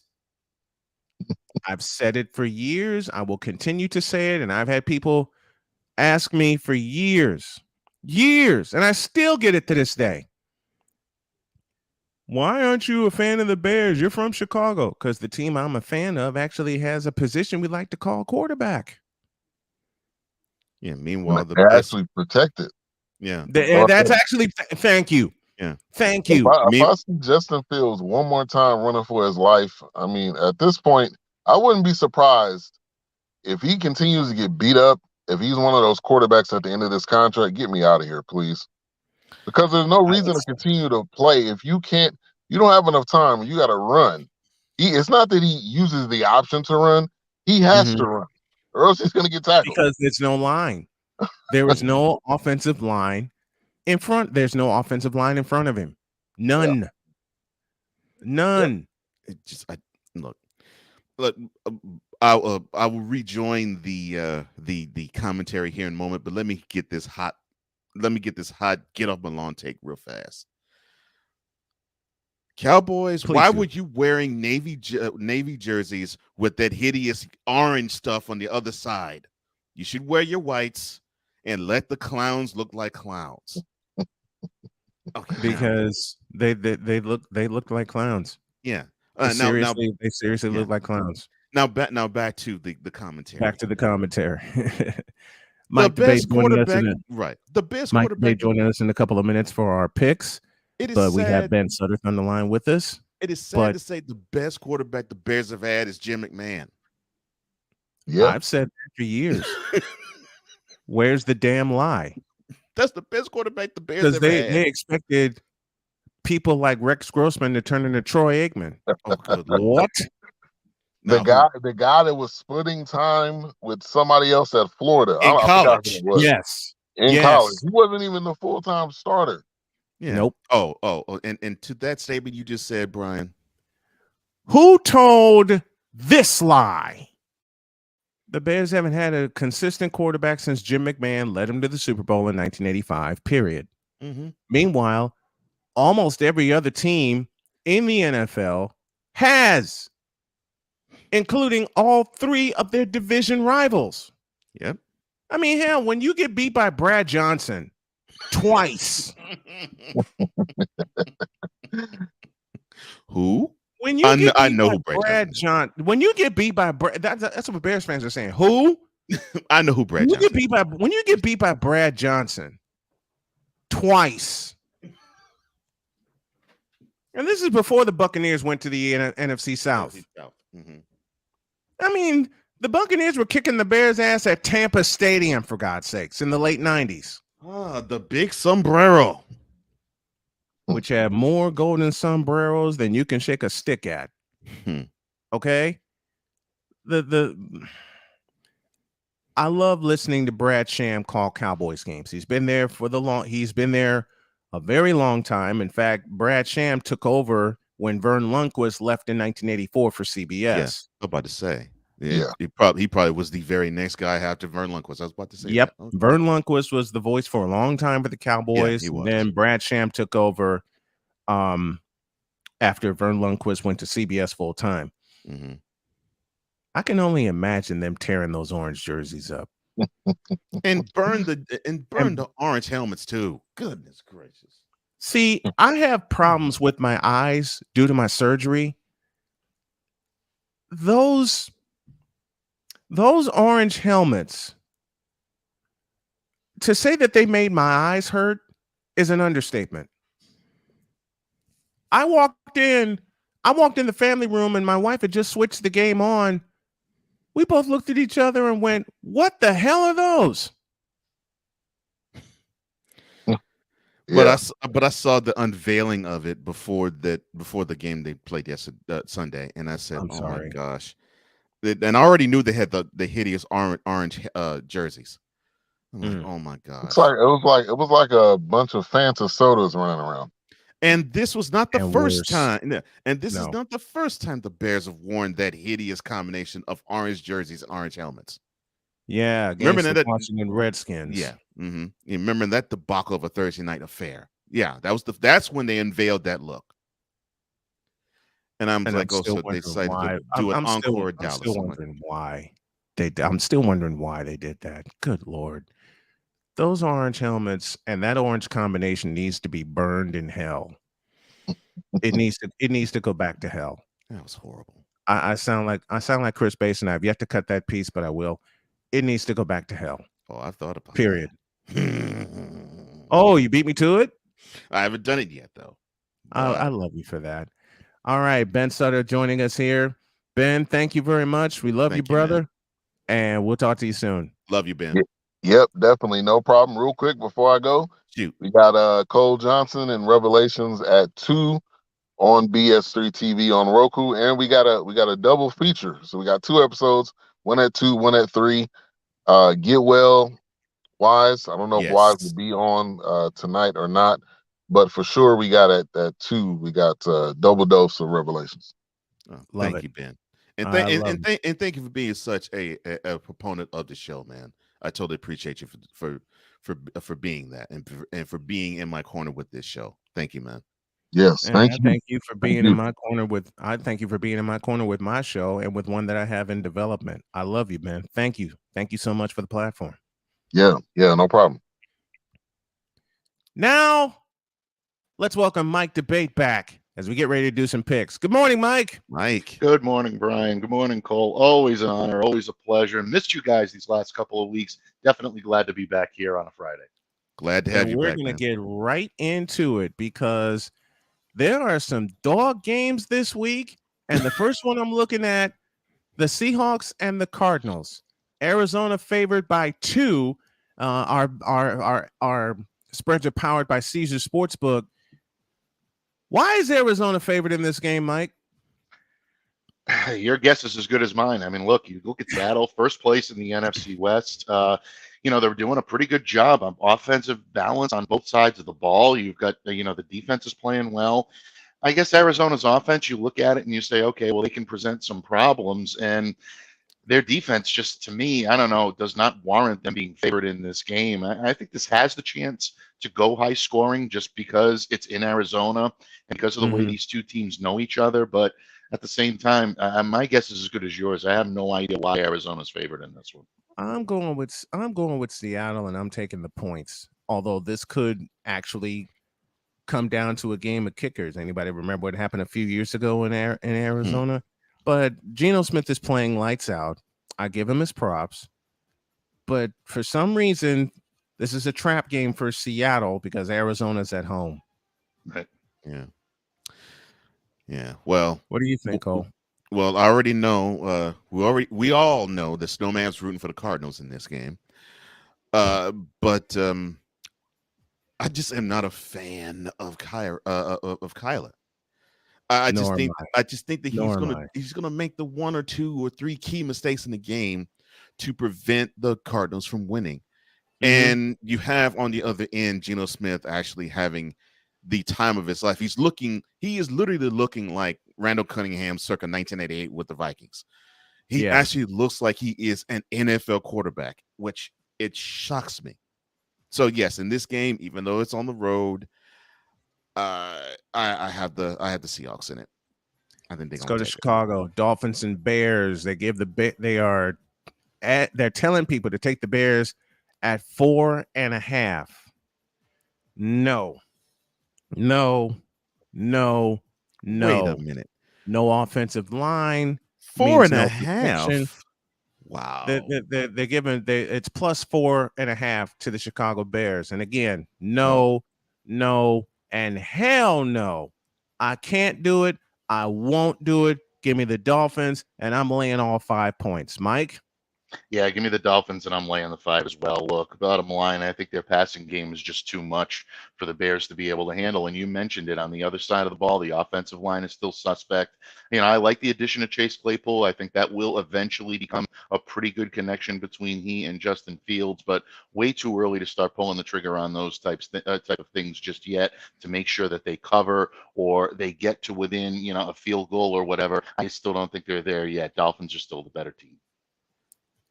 Do you make it unanimous, Cole? Hideous orange jerseys, hideous orange helmets, hideous performances on the field because they're even worse than those jerseys and helmets. This is a Dolphins game all the way. Packers and Lions from Detroit. Packers favored by 3.5, but the sports book is saying Detroit Lions plus 3.5. And this is after they traded T.J. Hawkinson. Look, I'm not a fan of Aaron Rodgers, but he's going to carve him up. I'll take the Packers, and I'll take the points. Mike? Yeah, I'm taking the Packers, and I'm taking the points as well. I saw some life from Aaron Rodgers a little bit last week. Lions defense might, help to, maybe kickstart him a little bit even more. I think, this is a team that I watched, against the New England Patriots a few weeks ago, and that's a very suspect run defense. If you can get Aaron Jones going, you can get Aaron Rodgers out of play action and really start to make things happen. Detroit can score on offense, so that's probably why they're giving them as much love as they are in this game. But at the same time, just with Hawkinson being traded away, I don't see Green Bay being able to pull this off. I think I don't see Detroit being able to pull this off. I like the Green Bay Packers in this one. Well, I guess the ayahuasca's working. So, all right, Packers. Raiders and Jaguars in Duval County. Plus 1.5 for the Jaguars. This is one of those dog games I talk about often. This is one of those dog games I talk about, but can I root for a tie? No, I gotta pick somebody. Okay. Will Trevor Lawrence get it back together, or will David Carr get it back together? There's your question right there, because both offensive lines are horrible right now. The Jags have lost 5 in a row. The Raiders don't know what the hell to do on offense. I'm not picking this game. I'm pleading for a tie. Just show how inept both offenses are. I'm pulling for a tie. Mike? Well, I will say this. If Josh McDaniels is not able to pull this off, he may be looking for a flight back to New England by the end of the game, maybe even before the end of the game. Good. Things are not looking Yes. good with the silver and black with Josh. But bottom line, I think that when you look at this game and you look at the Jaguars to me are a very enigmatic team. They look like they're better than their record, but they also at times look like they're worse than their record too. So it's really you're looking at two teams that I think are still trying to forge an identity. I think the Jags are closer to it than the Raiders are. I'm going to go with the Jags by a field goal in this one. I think it's a close one, but I think they straighten it out. I think at least they're moving forward, where I just don't see that type of forward movement from the Raiders right now. They look lost. That's an understatement, Cole. Ladies and gentlemen, we are gathered here today to witness the death of the coach, Josh McDaniels' head coaching career in the NFL. It was an utter embarrassment because he killed every single Raiders fan and having them be shut out by a team that is so porous that they lost to the Panthers. We are witnessing the end. We have witnessed the end of Josh McDaniels' career as a head coach in the NFL. And the Jaguars will win this game too, because the Raiders simply are they're circling train, and they shouldn't be. That's what's so sad about it. Titans and Chiefs. The line is Chiefs by 12.5. You may as well make it 2 full touchdowns. Kansas City is getting their act together. Meanwhile, the Titans once again lean on Derrick Henry and Malik Willis. I'm sorry, but that Chiefs defense is going to swarm you. I'm taking the Chiefs and I'm laying the points, Mike. Yeah, I'm taking the Chiefs and I'm laying the points as well. Look, the Titans are playing their second straight game on the road. Chiefs are coming off a bye. Andy Reid and his teams do very well off of a bye, even better than Bill Belichick and the New England Patriots, and their record is phenomenal on that as well. That's a big edge for Kansas City. Look, Derrick Henry, one of the most dynamic players you'll find in the league right now. This is no knock to him or a knock to the job that Mike Vrabel has done with the Tennessee Titans, but there's too much in favor of what the Kansas City Chiefs can do. I like them in this game, and I like them pretty good. All right, another big game. Bills and Jets. Bills are favored by 13, and I'll say what I said about the Chiefs game. May as well make it 2 full touchdowns. Give me Jim Kelly or Josh Allen and the Bills, and I'm laying all those points, Mike. Yeah, I'm laying all those points as well. And for reasons that I saw last week in Zach Wilson, I think you saw a little bit of the blueprint as to what you need to do to maybe disrupt this kid and slow him down. The New England Patriots getting very aggressive on the front, forcing him into bad decisions. The faux blitzes in the backfield. That's the thing that, where you look at quarterbacks and you say, oh, they're seeing ghosts. And this is something that goes back to the New York Jets a couple of years ago with Sam Darnold. And that type of defense can really, I think, slow them down. And it really flummoxed Zach Wilson last week. The Bills have the personnel to do it without any question. I think they will. And when it comes to scoring, this team is just... They just do not have a weakness. And now with Hines running the football as well as a compliment, or really, I think maybe even a feature to Devin Singletary, there's not a whole lot of weakness on the Buffalo Bills right now. Let's do one more. Panthers at Bengals. Baker Mayfield says he's, quote, all about winning. Well, it ain't going to be this Sunday because the Bengals are going to torture the Carolina Panthers. Thank you. And you got the exact song I was looking at. They're going to torture the Panthers. They're only giving the Bengals 7 points. You may as well double that. I'm picking the Bengals and I'm laying the points, Mike. Yeah, I'm picking the Bengals and I'm laying the points as well. Look, bottom line, Joe Burrow is not happy, and the Bengals are not happy about their performance against the Cleveland Browns last Monday. But bottom line, this offensive line of the Bengals needs to pick it up. I think they will pick it up.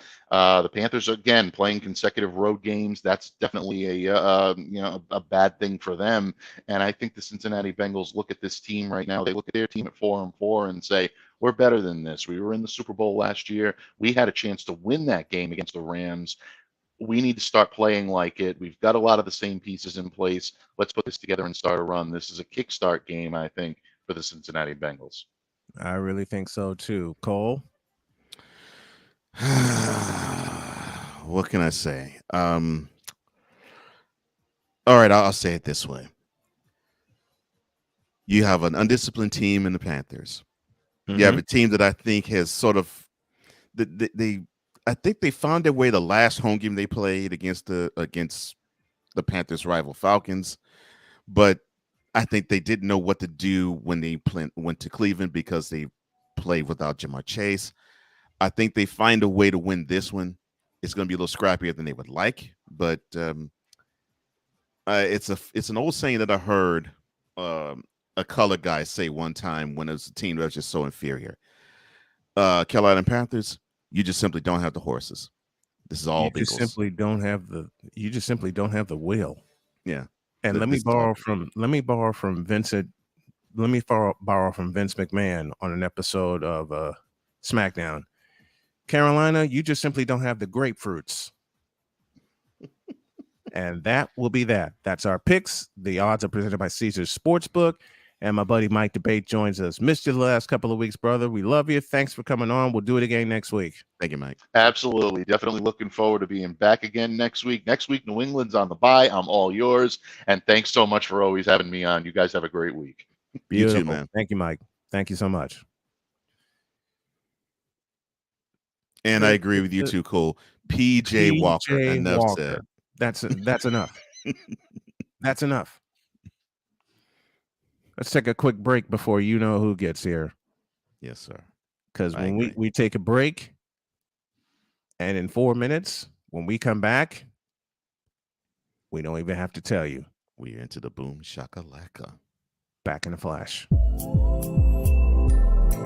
This is Snowman in the Morning.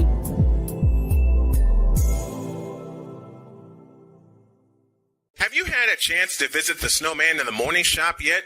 You haven't? Then what are you waiting for? Go to officialsitmorn.com, check out the shop when you type in the word shop, and you'll see things like, a coffee mug that's available, a sweatshirt, a t-shirt, and a whole lot more. And while you're buying items from the Snowman in the Morning shop, you can support the Snow Strong Carolina mission. We got a lot to do and a short time to get there. Go to officialsitmorn.com/shop. Check out all of the gear and wear the same gear that the crew wears.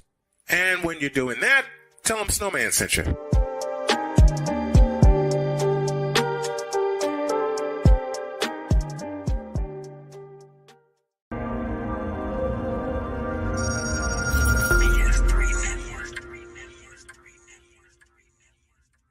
BS3 Network. Changing the way you watch TV.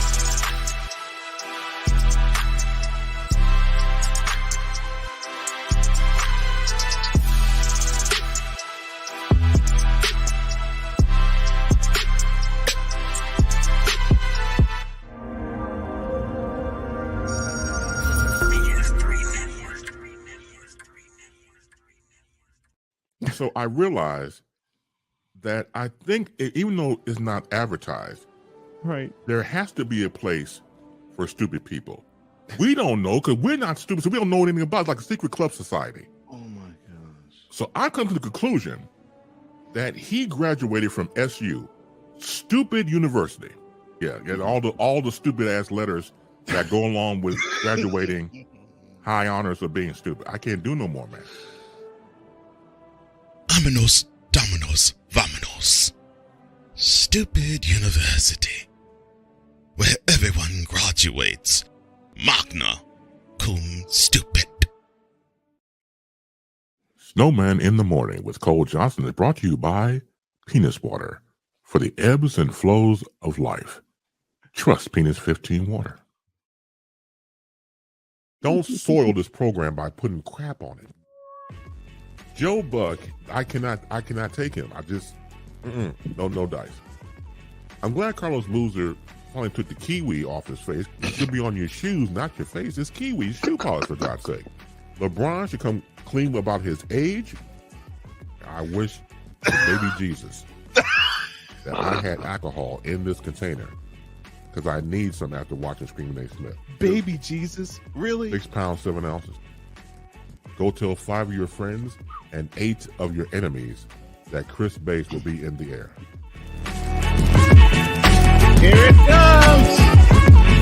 He enters the Boom Shakalaka to wrap up the week. And here's the man, the legend, no myth. That's Chris Bass. Good morning, my friend. A hearty good morning, Boom Shakalaka to Rain Man, of course, to the mad scientists up there. Both of you doing a quite job, as you always do, quite well, quite effectively. I also be very proud to be a part of this broadcast. Shout out to Wise All and all the people in the comment section. Good morning, and Boom Shakalaka. When I got hit with the stupid university commercial earlier this week, I just saw that. That was great. That was great. That sums it all up. I mean, you cut loose with that rant, and of course, Cole's wheels are turning at 100 miles an hour because he already knew that was gonna be a commercial. Yes, and then to find the clips that you,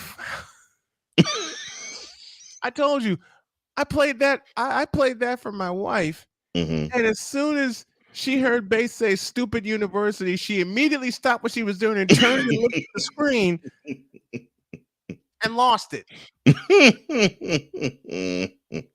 Brilliant. And you're right. This is the 21st century, and people have gotten even more stupid than ever. Yeah, gotten stupider. Yeah. But see, I think it's always existed. I think that when you're not stupid, you don't go to stupid university. True. I think stupid university been here since day one. And I think that it's always been an undercurrent place that only stupid people knew, like a secret handshake, like I said before. Something was going on that we don't know about. Hey man, give me a secret handshake. What's a handshake? Yeah, you'll do. Not you will do. Yeah, you'll do. And What's a handshake? Yeah, because they don't know what a handshake is. They're people. They don't know a hole in the ground. They don't know they're behind from a hole in the ground. And they don't know. And people like that, it's hard for me to feel sorry for, because when did you get stupid? Was this a gradual process or something happened, man? I swear this is Bill Engvall this is Bill Engvall 2.0. Here's your sign. Because he's right. People should just wear signs that say I'm stupid. And that way, if you see him, you walk away from him. You can give him a Heisman Trophy stiff arm and keep it moving. Thank you. Do I know everything? No, I don't protest to. But I think that when common sense is not common anymore and just leans towards stupid, then we're all going to hell. Now you sound like my father when you said that. Yes, yeah, indeed. It makes sense. Mine too. We're all, like you said, if common sense were common, then we wouldn't have the situation like we have in Brooklyn, with who, with Kyrie Irving doing the dumb stuff that he does. He's the woke people's champion. See, you have to be very careful going back to Kyrie Irving putting out material like that. And even though he tried to give out $500,000 or something like that, to the Anti-Defamation League, right? They still didn't take it. So they said no, we don't want your money, right? Like no, we don't need that, and it would have been great. I would take it. I mean, you won't pass it to somebody else. I'll take it in the New York heartbeat. But the thing about it is, in today's society, you have to understand that there's not like time before when you would say things and it gets lost in the news cycle, because it's social media, because it's the internet, because it's 24 hours. It's not going to go anywhere. So you have to be extremely careful of what you put out, and because people are going to gravitate it or not, they're going to like it or not, and if you're going to make too many mistakes, you'll be canceled. Mm-hmm. Ain't that the truth? Yeah. Ain't that the truth? Because I had and I think Kyrie's on his way a to commenter I had a commenter come after me. I had a commenter come after me because of what I said about LeBron James. He tried single-handedly. I'm not making this up. He tried single-handedly to cancel me because I said I've seen better than LeBron. Oh, For that comment alone. And I had a conversation with somebody about Kyrie. A couple of instances, I saw a bunch One of them I saw last night. Yeah, I saw a bunch of like Karen emojis. And I'm saying to myself, you're not getting one. Basically, you're not picking up what I'm putting down. Right. I mean, look, and the concept from this guy was, okay, so you have to do what's in the best interest of you. Yes. But if you're part of a team and you decided you do it in the best interest of yourself and you basically say, screw the team with your actions, then what good are you? Which is what we've been saying all along. Yeah. Exactly what we've been saying all along. And per that exchange I talked about earlier in the show, I had this woke person say to me, what actually did he say? What did he do that warranted a suspension? How about dereliction of duty? How about breach of contract? Yeah. But again, it goes back to what Base talked about, stupid university. And people are being stupid about this. Yeah, I think we have to create another one with their sister college, Woke University. Where we never sleep. See, here we go. The tires you just heard, folks, is Cole's head going up to 100 miles an hour already. Jeez. It's as right as you are. As right as you are. Stupid university, woke university. What would be the triplet? Rebel University? Rebels without a pause? I'm even afraid to go there. I think stupid covers everything, but you want to throw in woke. I mean, that's fine too. I mean, that could be like you said before. For me, and when you're dealing with people who do not use their brains, they have IQ of 2 points above plant life. You're talking to people who just don't get it, and they never will. And so when you try to, it's like if you're speaking English to someone, you speak an English language, somebody speaking Mandarin, you're not going to communicate. It's just unless the person learns the other language. Now, I refuse to learn stupid. I'm not going to go there. Nor am I. So you have to come to understanding that you, stupid person, have to try to increase your knowledge, increase your brain power, and listen. And if someone tells you stupid, don't take offense to it. I mean, really think about what this person is saying to you. You may have to go to counseling, and that's okay. It's an investment. Hello, my name is Sam. Hello, Sam. I'm stupid. And and go from there. It'll be Sam, Karen, or anybody else around the circle. With therapy helps. I'm telling you, therapy helps if you just think about it. But no, see, that's too much like right. They'll never do it. Dumbasses. I'm not gonna lay the couch of a white. Oh, my bad. Oh. See, Pulp Fiction just comes to mind when the Gimp? No, learning the English. No, language. I'm thinking of Samuel. Yeah, English, mother. Yeah. Do you speak it? Mm-hmm. Yeah, right. Yeah, English. Do you speak it? That right there. Mm-hmm. No, but I realize over time that I try, and God knows I try not to be not to get pissed, but I can't help myself. I really, and it's the last resort. But it's, and I won't even mention what happened last week because I don't want to give that person's name out again. But what I'm talking about during my show. See, that to me is the epitome of a graduate of stupid university. Really. It's the damnedest of shame. And we got it. We got our version here this morning. Because I'm barely into it. And he says, stop the cap and start the show over. What? Something's wrong. Something is wrong. And I cannot wait until he should not be named get their radio show, because I'm gonna do the same crap he does to me. I will call him, I will email, I will text him. Hey man, that was a good piece you played by Miles Davis. He plays jazz music. Hey man, play it again. Play it again. Do it again. Do it again. Yeah, play it again. It's like no, I don't want to hear it. I don't want to hear it. No, I want you to play it again. It's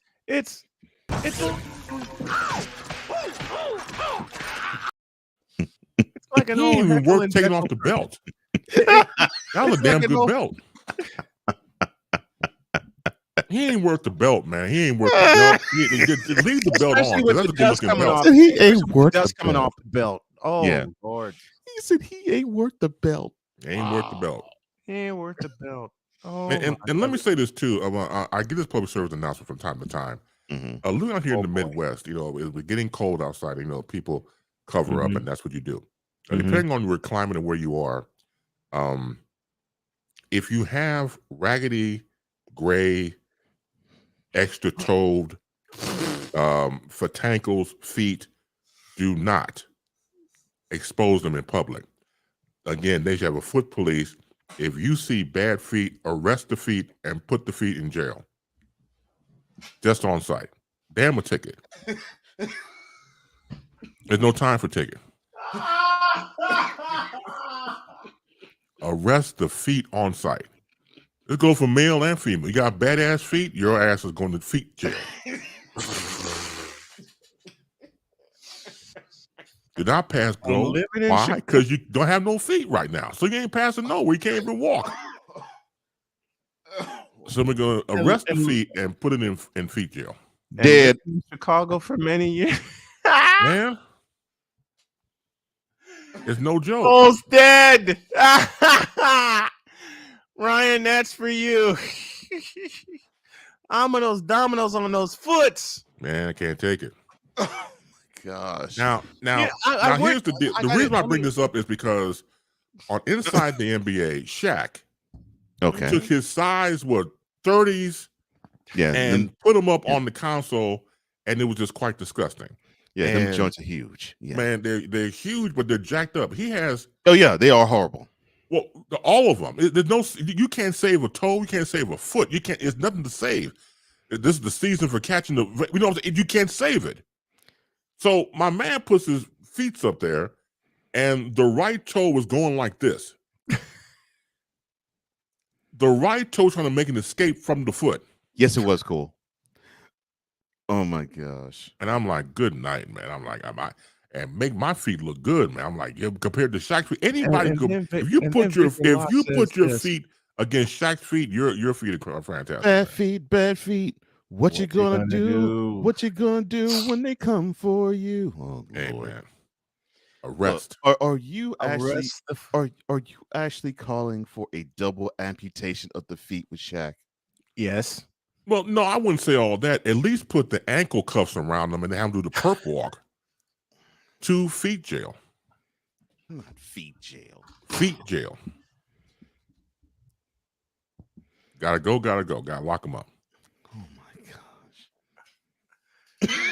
I mean, click clack. I mean, and you have to be. And once again, you have to have training for this. At the police academy. So you have to. So it's like, all right, John. There's your person. What are you gonna do? Excuse me, you have bad feet. No, I don't. Clack, clack. You have to be very quick. You have to be trained for this type of thing.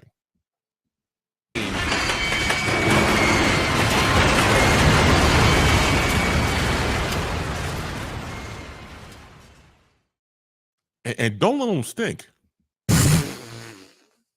Now it's in cruel and unusual punishment. So now you got to deal with arresting feet, and the feet stank to be damned. Oh my gosh! I don't It stinks envy so these people. they stink so bad the vapors are coming from the feet while they walk. Look, if you can see that, man, I'm telling you, you've earned your paycheck. Listen, when I did summer baseball, had a colleague. Now, granted, it was hot, it was 90 degrees, but he wore sandals.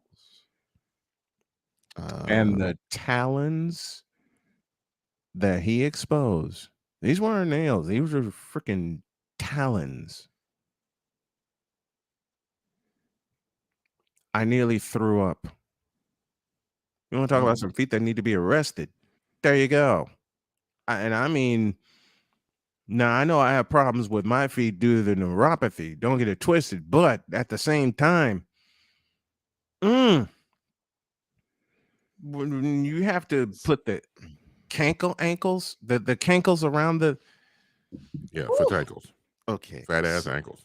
Fat ass ankles. Yes. Ankles, yeah. So why such the attention on bad feet, sir?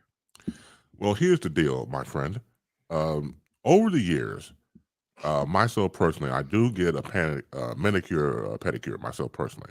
Same. And I've been doing that since when my dad got arrested. So I would make the rounds with him, and he would go get his manicure and everything else. So it was a holdover from that. And plus, it's just good hygiene. Yes. And your significant other, they'll love it too.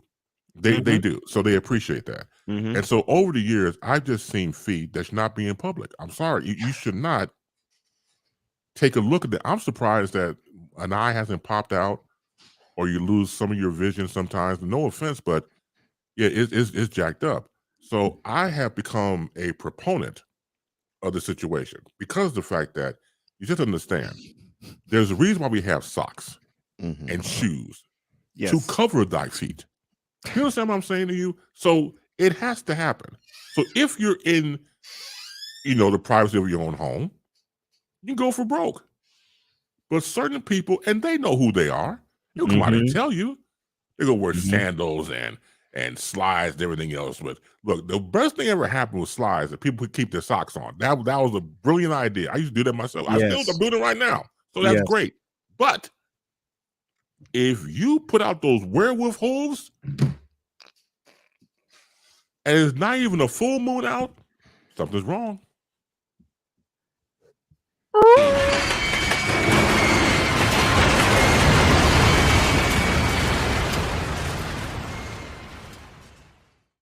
One of my favorite movies from the horror movie era, from the Universal era back in the day, was The Wolfman, starring the late great Lon Chaney Jr. So it deals with, of course, him becoming a wolf. It gets bit, and before that, they had this saying: "Even a man who is pure at heart and says his prayers by night may become a wolf when the wolfbane blooms and the autumn moon is bright." I've seen people. Look, there's no moon out. There's no wolfbane, and you still walk around here with werewolf feet, hooves. So look, do yourself a favor. Do all of us a favor. Shave your feet. Do what you got to do, and get those hooves taken care of. And I'm telling you, you'll be great. Hooves. Not feet. Hooves. They know who they are. And to the story I just told, and then to get offended, they have it. And then, how dare you talk about holes and everything else? Well, you probably got them. Oh my gosh! Yes. What's the old phrase back in the day, Chris? Whoever said it did it. And then Victor says this. I know who Snowman is talking about, and his feet look like he was part eagle. Wow.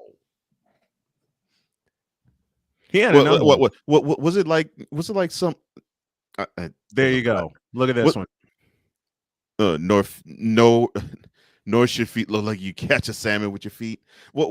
So what's it looking like? Some of those long nails some women grow where it curls about 2-3 different times.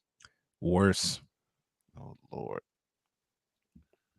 And to each their own. Like I said, They worse. remind me of claws. They Same. remind me of claws, and he sharpened them. I'm like, why are you sharpening the nails on it? And once again, it's obviously a fashion statement. You do what you want to do. You do you, boo, as some people said I've heard. So, okay, go right ahead. But the sharpening thing bothers me because that means you want to hurt me. I'm sorry, or hurt somebody else, or take one of them nails and cut off an artery or something like that. Wheel they use to sharpen an axe. Yeah. I'll try to cut the jugular vein. So if I see someone sharpening their feet on a wheel like that, I run. I get the hell away.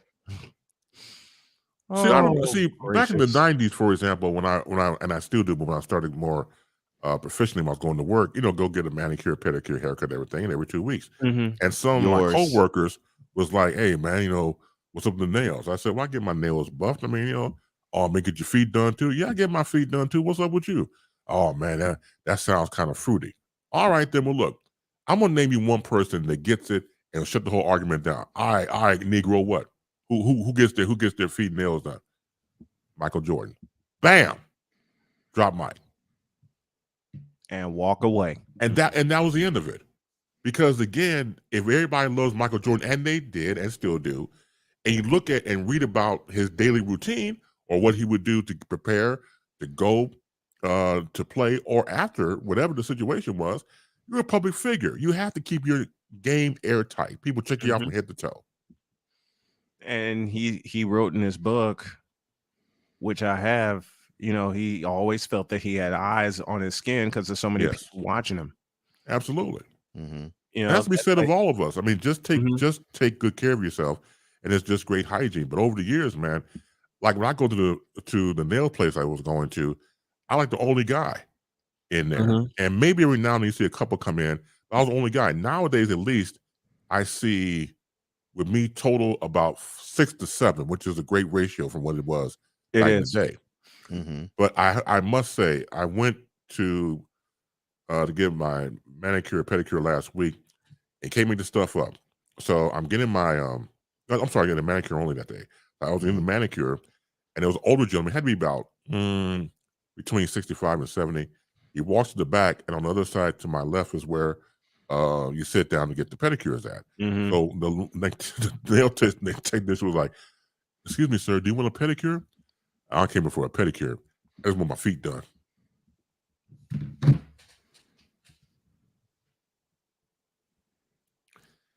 Now, good thing I had a mask on because I was laughing my ass off. I didn't come here for a pedicure. I came here to get my feet done. Yeah. I will borrow from Al Michaels. No, matter of fact, I think I have that. I think I have that sound. I do. He did what? Yeah. I wasn't going to correct him. It's not my place. Again. It really, well, so if he feels that he came here to get his feet did, then that's fantastic. But there is a word for it. But there you go. Again, reading is fundamental. Mr. Michaels. No, it ain't. What? Fun. Now when it comes to certain people. I mean. Oh, no, yeah. When it comes to certain people, reading is to be avoided at all costs, of course. Well, it's to me, it's it's a goddamnula when I hear stuff like that. I can't take anymore. A question for you, Base. Was Sure. this person an alumnus of Stupid University? Oh, I would say so. Probably, high magnum cum stupid. I would probably go along and give them those letters. See, I did not come here for the pedicure. I came to get my feet did. At that point, I would scream what Bugs Bunny screamed in Haredevil Hair. Get me out of here! I would say that aloud. Very Oh, good. Lord. Oh my gosh. Yeah. But yeah, so I guess they don't have video either, so they can't watch anything either. No. Yeah. No. Yeah, I get the library part though. You know what Stupid University They alert you to reminds me of? You ever see the commercials with what's his name? The character, Dr. Rick or whatever his name is, and he has the people don't become your parents. Yes. Commercials, yeah. Yes. And so the latest one is he's playing back someone's voicemail, and it was like, okay, what was wrong with that? You got to repeat the number twice so people will hear you. Mhm. No, you don't have to leave a voicemail. They know your information through the text. So it's one of those, again, you have to understand something. Stupid people don't know they're stupid. When they realize that they are, then the stupid people from university show up at the door or email them. So you have to acknowledge the fact that you are. And they come on, no, once again, secret society. They don't know their own handshake. They don't know what a handshake is. So you have to understand the dynamics of stupid university. It's something that I heard in a rhyme, and it was a sample. And it went as follows. He is stupid because he knows he's stupid. And that almost makes him smart. Mm-hmm. Yeah, that's sad. Mm-hmm. Yeah, he's so stupid. He's smart, man. Right. Googly moogly. Mm-hmm. From the old Snickers commercial. That was my voice that imitated that. But see, sometimes really wise. You need your feet dead. There you go. Again. All right, Miss. All right, Missy Elliott. Good Lord. You know what? I'm gonna have a little fun here, since I now have the sounds. With some stupid people, you need to give them one of these. Because if you try and give them one of these, you'll miss. If you try and give him one of these, Sonic boom. He'll just duck. But the one that will really get him, besides this, actually this, Tiger uppercut. and then to finish him off, Yoga fire. Oh my gosh. It hurts my heart. I just got all those this morning. I just got all those this morning. It hurts your heart, you say, Bass? Well, it does, because I wonder about our future. And I know I told this 3-4 on here. So obviously we celebrated, for those who do Halloween. And I retired from Halloween years ago for giving out candy. So I mentioned that story here, right? Yes. Again, see, that was the beginning of the downward spiral of stupidness and stupidity. And for me, and again, when you have somebody on your doorstep whose voice is deeper than mine, and you're 15, you're a flying lie. You're a flying lie. You're not 15. You're probably double. Take 15 and times it by 2. You probably goddamn 30. As he said in Bad Boys 2. Yeah, the nigger 30. Yeah. Yeah, he was right. Yeah. Nigger, you look 30. He said flying lie. Flying lie. Oh my I was god. like, young brother, how old are you? I'm 30. I'm 15. No, you right the first time. Not right. So you done slip. Yeah, right. Forget a Freudian slip. That's just a plain slip. Oh man. When were you born? I was born in 1992. I mean 2007. No, and I couldn't take it anymore. You ain't got to worry about that with me. I had people. You don't look as old as you are. I'm like, dude, I just turned 50. What? Yes, I just turned 50 this year, and people are still looking at me going, "Oh, there's no way." Do you want me to show you proof? There's plenty of way. Like, do you want me to show you proof? Oh boy. Yeah, there's plenty. I don't get it with some of these people. I swear to God, I don't. Well, like I said, they have to deal with me, so I think it's a fair trade-off. And again, it's it's one of those things for me that I try my best to call as I see it, to try to be as fair as possible. Now, again, dealing with certain people, it doesn't come down that way because it doesn't make any sense to, for example, tell someone to start their show over or to have bad looking feet or all the above and then some, and going to somebody's house for Halloween and claim you're 15 when you're 30 and you're a flying lie. So all these situations build up over time. And you only have so much patience. Flying lie. A flying lie. So, Not, like I said, not to be confused with a on the ground lie. Flying. I'm talking about take flight. I know what you mean. Oh man, it's look, a ground lie I can deal with. No. But a flying one? Oh, Doc. Give me strength. I mean, amen, women. Give me strength, man. Holy smokes and Jesus. Give us all strength. Give us all strength. Yeah. Strength. Extra strength. Extra strength. Extra strength. Oh my Extra. gosh. Hold on, let me. I'm those. Because the hooker whores have not been coming near me, and that's great. So I don't want to invoke anything about them coming back. So yeah, it's been a hooker whore free situation. Give me an almost dominance for that. Oh yeah, you have to. You said that so happily.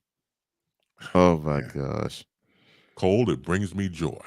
It brings you joy to not deal with hooker whores, huh? Man, because joy comes in the morning. And I ain't talking about the title from a porno flick. I'm talking about actual pure joy comes in the morning. Yeah. Damn you, that happens because some joy, what kind of joy you have, will make your microphone stand straight up. Get there. Yeah. Yeah. That's right. Yeah, that's why I practice safe broadcasting. When nature rises. Yeah, I understand that statement. That's right. Yeah, but I'm glad you have not had an assault on hooker whores. I mean, from hooker whores. It's been great. Yeah, like I said before, this has been my battle for years. And again, you know, if there's nobody else to do it, you gotta do it yourself. It's like, okay, the job won't get done, I'll do it myself. Because all these hooker whores that were existing and still do, I mean, back in the day when they first started out through the internet like anybody else, there was nobody to fight against them. They embraced these hooker whores. You can't embrace these hooker. Look, it's to me, once again, you're talking about people who give pleasure for a living. Nothing wrong with that. I commend you, but leave me the hell alone if I tell you to. And I'm sure go back and tell you other hooker whores. You know, don't go near him. He's not an easy mark.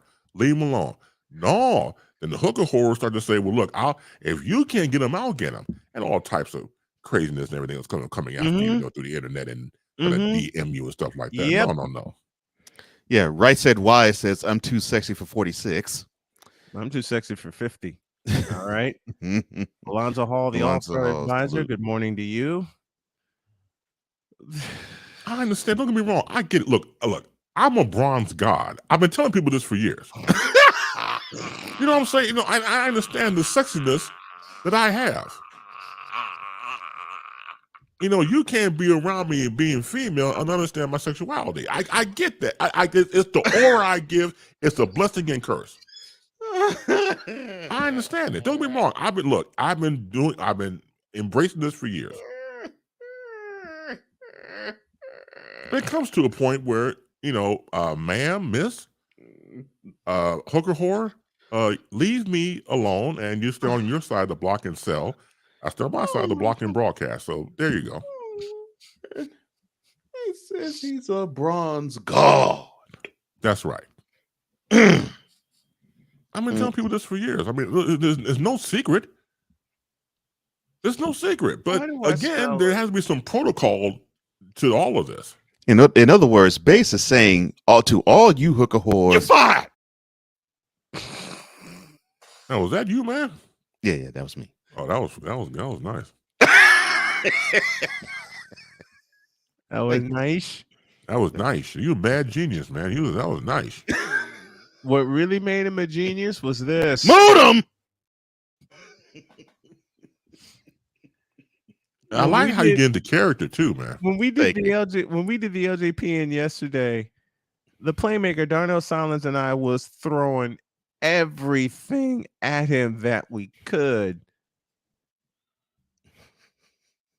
You play And it it just again. became You play it again. I want to session. see the costume because once again, that took a lot of thought to get into. Let me play that again, please. Okay. All right. Modem. Okay, where'd you get the costume, man? Where'd you find the hat? Is that your everyday thing you found in the closet? Yeah, that was that was just straight from the closet. Oh man, I'm telling you. But he has it mad set genius. so well Yeah. that it's folded up front and it's cocked to the side at the same time. It's like another person. I swear to God, that's why I take a double take. Wait a minute, is that? Oh, that is him. Okay. Like it was like this. Like you talk about. He did. I mean, like a new Negro. Man. God bless you, Richard Pryor, for that phrase. I love that. Man, Modem. Yeah, and then whole different Negro. Oh Lord. Victor says no, that was Cole's evil twin Ray Way. He was a stupid university alum as well. Modem. Oh my gosh. And Yeah, that's from the alternative meta universe. Oh God, yes. And on that note, we got to get out of here. That's Chris Bates. That's the Boom Shakalaka every Friday during the Bronze God. Thank you, Ryan. See, Ryan knows. I mean, there you go. Thank you. And Ryan McCarthy and and Chris are the bald gods. All right.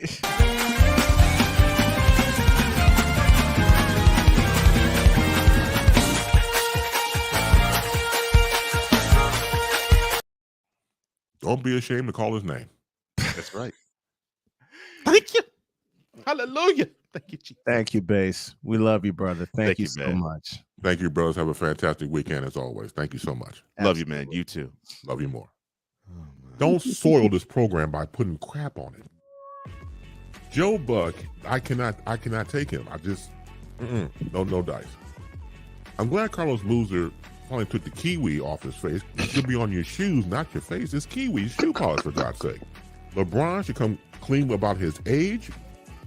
I wish baby Jesus that I had alcohol in this container because I need some after watching Screaming Nate Smith. Baby Jesus? Really? 6 pounds, 7 ounces. Go tell 5 of your friends and 8 of your enemies that Chris Bates will be in the air.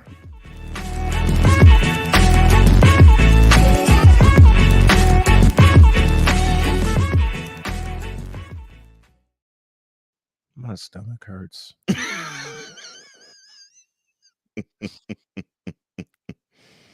And I already know you're going to be in the lab this weekend with some of the stuff that he said.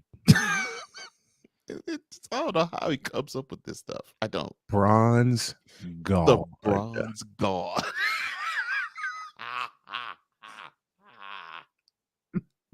The Bronze God.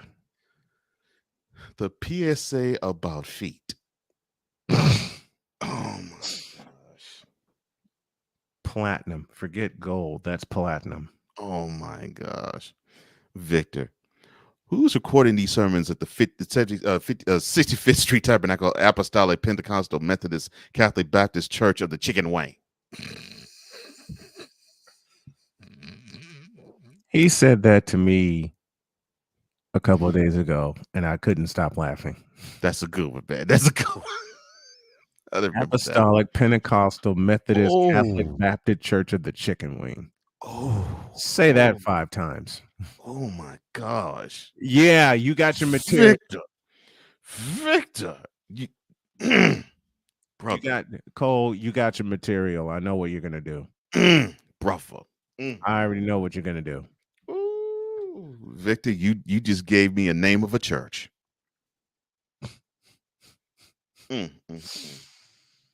And to finish off the day, the name of a church, where'd it go? That produces this.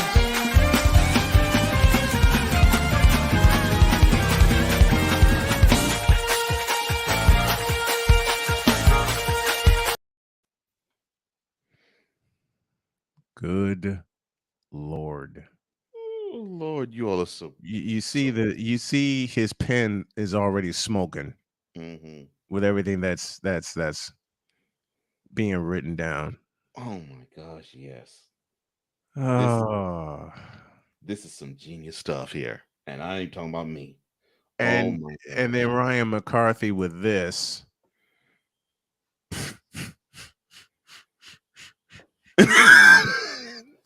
Just title. You just shorten that to the city fifth. Oh man, city fifth. TAPMCBCOCW. Whatever voice you need, let me know. Cause I know you. I know you. City I know you too. I know you too damn well. Oh. We're out of here, folks. Have a great weekend. God bless. Remember to make your next move your best move, and always remember, if your dreams don't scare you. Oh no, that's the wrong one. My bad. Yeah. If your dreams don't scare you. That's not the right one. That's not the right one. Yeah. If your dreams don't scare you, then it's simply not. Oh no, I hit the wrong button. My bad. Dead. Look, if your dreams don't scare you, they just simply ain't big enough, man. They just not. And if you wake up to that picture, it's a goddamn nightmare. We're out here. See you Monday.